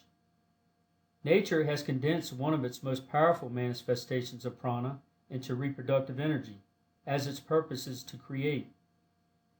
The greatest amount of vital force is concentrated in the smallest area. The reproductive organism is the most powerful storage battery in animal life, and its force can be drawn upward and used, as well as expended in the ordinary functions of reproduction, or wasted in riotous lusts. The majority of our students know something of the theories of regeneration, and we can do little more than to state the above facts, without attempting to prove them. The yoga exercise for transmuting reproductive energy is simple. It is coupled with rhythmic breathing, and can be easily performed. It may be practiced at any time, but is especially recommended when one feels the instinct most strongly, at which time the reproductive energy is manifesting and may be most easily transmuted for regenerative purposes. The exercise is as follows. Keep the mind fixed on the idea of energy and away from ordinary sexual thoughts or imaginings. If these thoughts come into the mind, do not be discouraged, but regard them as manifestations of a force which you intend using for the purposes of strengthening the body and mind. Lie passively or sit erect, and fix your mind on the idea of drawing the reproductive energy upward to the solar plexus, where it will be transmuted and stored away as a reserve force of vital energy. Then breathe rhythmically, forming the mental image of drawing up the reproductive energy with each inhalation. With each inhalation, make a command of the will that the energy be drawn upward from the reproductive organization to the solar plexus. If the rhythm is fairly established and the mental image is clear, you will be conscious of the upward passage of the energy and will feel its stimulating effect. If you desire an increase in mental force, you may draw it up to the brain instead of to the solar plexus by giving the mental command and holding the mental image of the transmission to the brain. The man or woman doing mental creative work or bodily creative work will be able to use this creative energy in their work by following the above exercise, drawing up the energy with the inhalation and sending it forth with the exhalation. In this last form of exercise, only such portions as are needed in the work will pass into the work being done, the balance remaining stored up in the solar plexus. You will understand, of course, that it is not the reproductive fluids which are drawn up and used, but the etheric energy which animates the latter, the soul of the reproductive organ, as it were. It is usual to allow the head to bend forward easily and naturally during the transmuting exercise. 10. Brain stimulating. The yogis have found the following exercise most useful in stimulating the action of the brain for the purpose of producing clear thinking and reasoning. It has a wonderful effect in clearing the brain and nervous system, and those engaged in mental work will find it most useful to them, both in the direction of enabling them to do better work, and also as a means of refreshing the mind and clearing it after arduous mental labor. Sit in an erect posture, keeping the spinal column straight and the eyes well to the front, letting the hands rest on the upper part of the legs. Breathe rhythmically, but instead of breathing through both nostrils, as in the ordinary exercises, press the left nostril closed with the thumb and inhale through the right nostril. Then remove the thumb and close the right nostril with the finger, and then exhale through the left nostril. Then, without changing the fingers, inhale through the left nostril, and changing fingers, exhale through the right. Then inhale through right and exhale through left, and so on, alternating nostrils as above mentioned, closing the unused nostril with the thumb or forefinger. This is one of the oldest forms of yogi breathing, and is quite important and valuable, and is well worthy of acquirement. But it is quite amusing to the yogis to know that to the Western world, this method is often held out as being the whole secret of yogi breathing.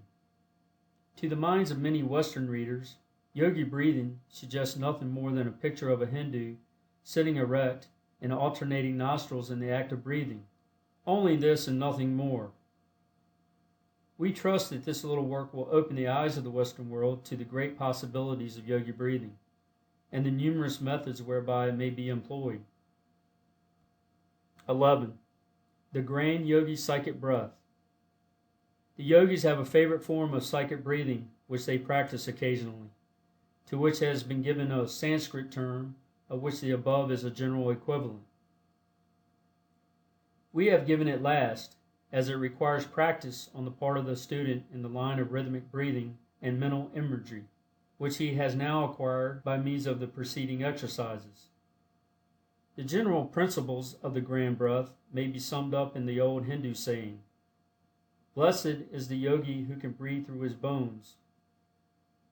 This exercise will fill the entire system with prana, and the student will emerge from it with every bone, muscle, nerve, cell, tissue, organ, and part energized and attuned by the prana and the rhythm of the breath.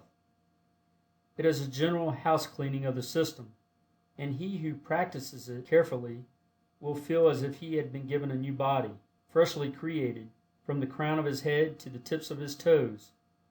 We will let the exercise speak for itself. 1. Lie in a relaxed position, at perfect ease. 2. Breathe rhythmically until the rhythm is perfectly established. 3. Then, inhaling and exhaling, form the mental image of the breath being drawn up through the bones of the legs, and then forced out through them, then through the bones of the arms, then through the top of the skull. then through the stomach, then through the reproductive region, then as if it were traveling upward and downward along the spinal column, and then as if the breath were being inhaled and exhaled through every pore of the skin, the whole body being filled with prana and life. 4. Then, breathing rhythmically, send the current of prana to the 7 vital centers, in turn as follows, using the mental picture as in previous exercises. A. To the forehead, B. To the back of the head, C. To the base of the brain, D. To the solar plexus, E. To the sacral region, lower part of the spine, F. To the region of the navel, G. To the reproductive region. Finish by sweeping the current of prana to and fro from head to feet several times. 5. Finish with cleansing breath. Yogi Spiritual Breathing. The yogis not only bring about desired mental qualities and properties by willpower coupled with rhythmic breathing, but they also develop spiritual faculties, or rather aid in their unfoldment in the same way. The Oriental philosophies teach that man has many faculties, which are at present in a dormant state, but which will become unfolded as the race progresses. They also teach that man, by the proper effort of the will, aided by favorable conditions, may aid in the unfoldment of these spiritual faculties, and develop them much sooner than in the ordinary process of evolution.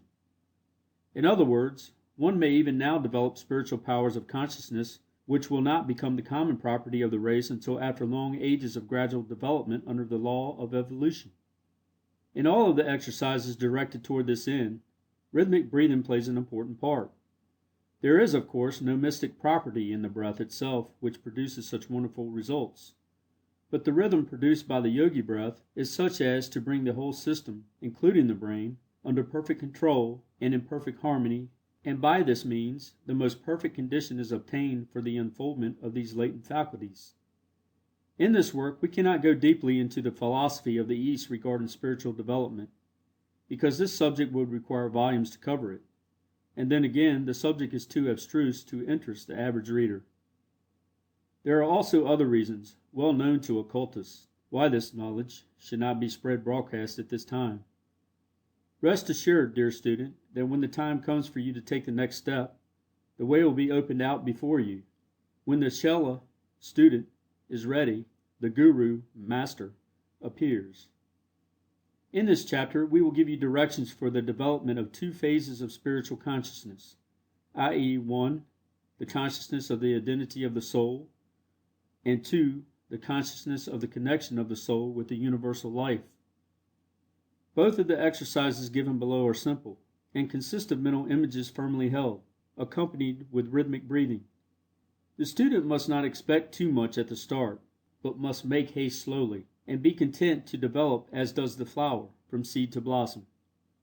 Soul consciousness. The real self is not the body or even the mind of man.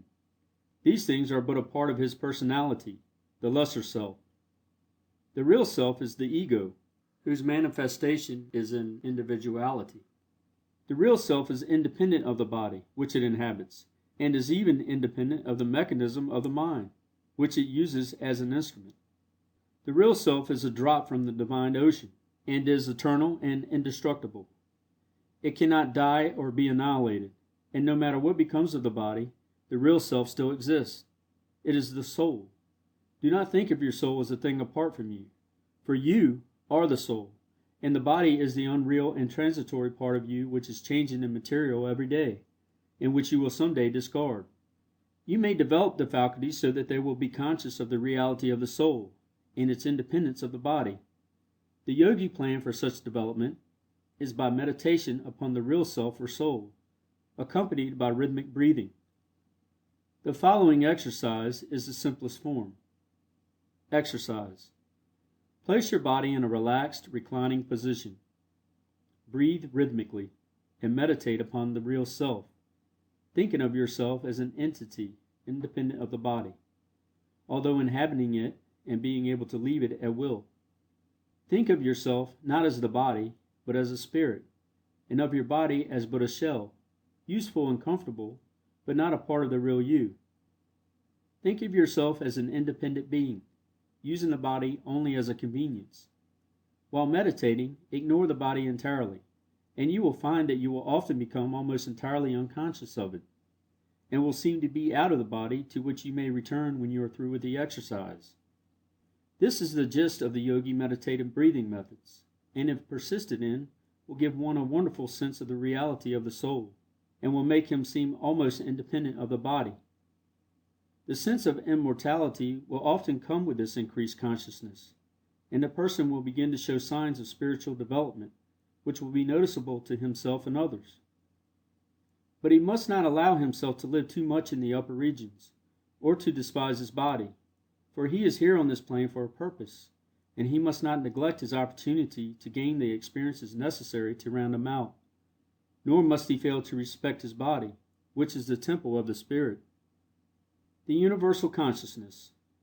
The spirit in man, which is the highest manifestation of his soul, is a drop in the ocean of spirit, apparently separate and distinct, but yet really in touch with the ocean itself and with every other drop in it. As man unfolds in spiritual consciousness, he becomes more and more aware of his relation to the universal spirit, or universal mind as some term it. He feels at times as if he were almost at one ment with it, and then again he loses a sense of contact and relationship. The yogis seek to attain this state of universal consciousness by meditation and rhythmic breathing, and many have thus attained the highest degree of spiritual attainment possible to man in this stage of his existence. The student of this work will not need the higher instruction regarding adeptship at this time, as he has much to do and accomplish before he reaches that stage. But it may be well to initiate him into the elementary stages of the yogi exercises for developing universal consciousness, and if he is in earnest he will discover means and methods whereby he may progress. The way is always open to him who is ready to tread the path. The following exercise will be found to do much toward developing the universal consciousness in those who faithfully practice it. Exercise. Place your body in a reclining, relaxed position. Breathe rhythmically, and meditate upon your relationship with the universal mind of which you are but an atom. Think of yourself as being in touch with all, and at one ment with all. See all as one, and your soul as part of that one. Feel that you are receiving the vibrations from the great universal mind, and are partaking of its power and strength and wisdom. The two following lines of meditation may be followed. A. With each inhalation, think of yourself as drawing into yourself the strength and power of the universal mind. When exhaling, think of yourself as passing out to others that same power, at the same time being filled with love for every living thing, and desiring that it be a partaker of the same blessings which you are now receiving. Let the universal power circulate through you. B. Place your mind in a reverential state, and meditate upon the grandeur of the universal mind, and open yourself to the inflow of the divine wisdom, which will fill you with illuminating wisdom, and then let the same flow out from you to your brothers and sisters whom you love and would help. This exercise leaves with those who have practiced it a newfound sense of strength, power, and wisdom, and a feeling of spiritual exaltation and bliss. It must be practiced only in a serious, reverential mood, and must not be approached triflingly or lightly. General directions. The exercises given in this chapter require the proper mental attitude and conditions, and the trifler in person of a non-serious nature, or one without a sense of spirituality and reverence, had better pass them by, as no results will be attained by such persons, and besides, it is a willful trifling with things of a high order, which course never benefits those who pursue it. These exercises are for the few who can understand them, and the others will feel no attraction to try them. During meditation, let the mind dwell upon the ideas given in the exercise, until it becomes clear to the mind, and gradually manifests in real consciousness within you. The mind will gradually become passive and at rest, and the mental image will manifest clearly. Do not indulge in these exercises too often, and do not allow the blissful state produced to render you dissatisfied with the affairs of everyday life, as the latter are useful and necessary for you, and you must never shirk a lesson, however disagreeable to you it may be. Let the joy arising from the unfolding consciousness buoy you up and nerve you for the trials of life, and not make you dissatisfied and disgusted. All is good, and everything has its place. Many of the students who practice these exercises will in time wish to know more. Rest assured that when the time comes we will see that you do not seek in vain. Go on in courage and confidence, keeping your face toward the east, from whence comes the rising sun. Peace be unto you, and unto all men.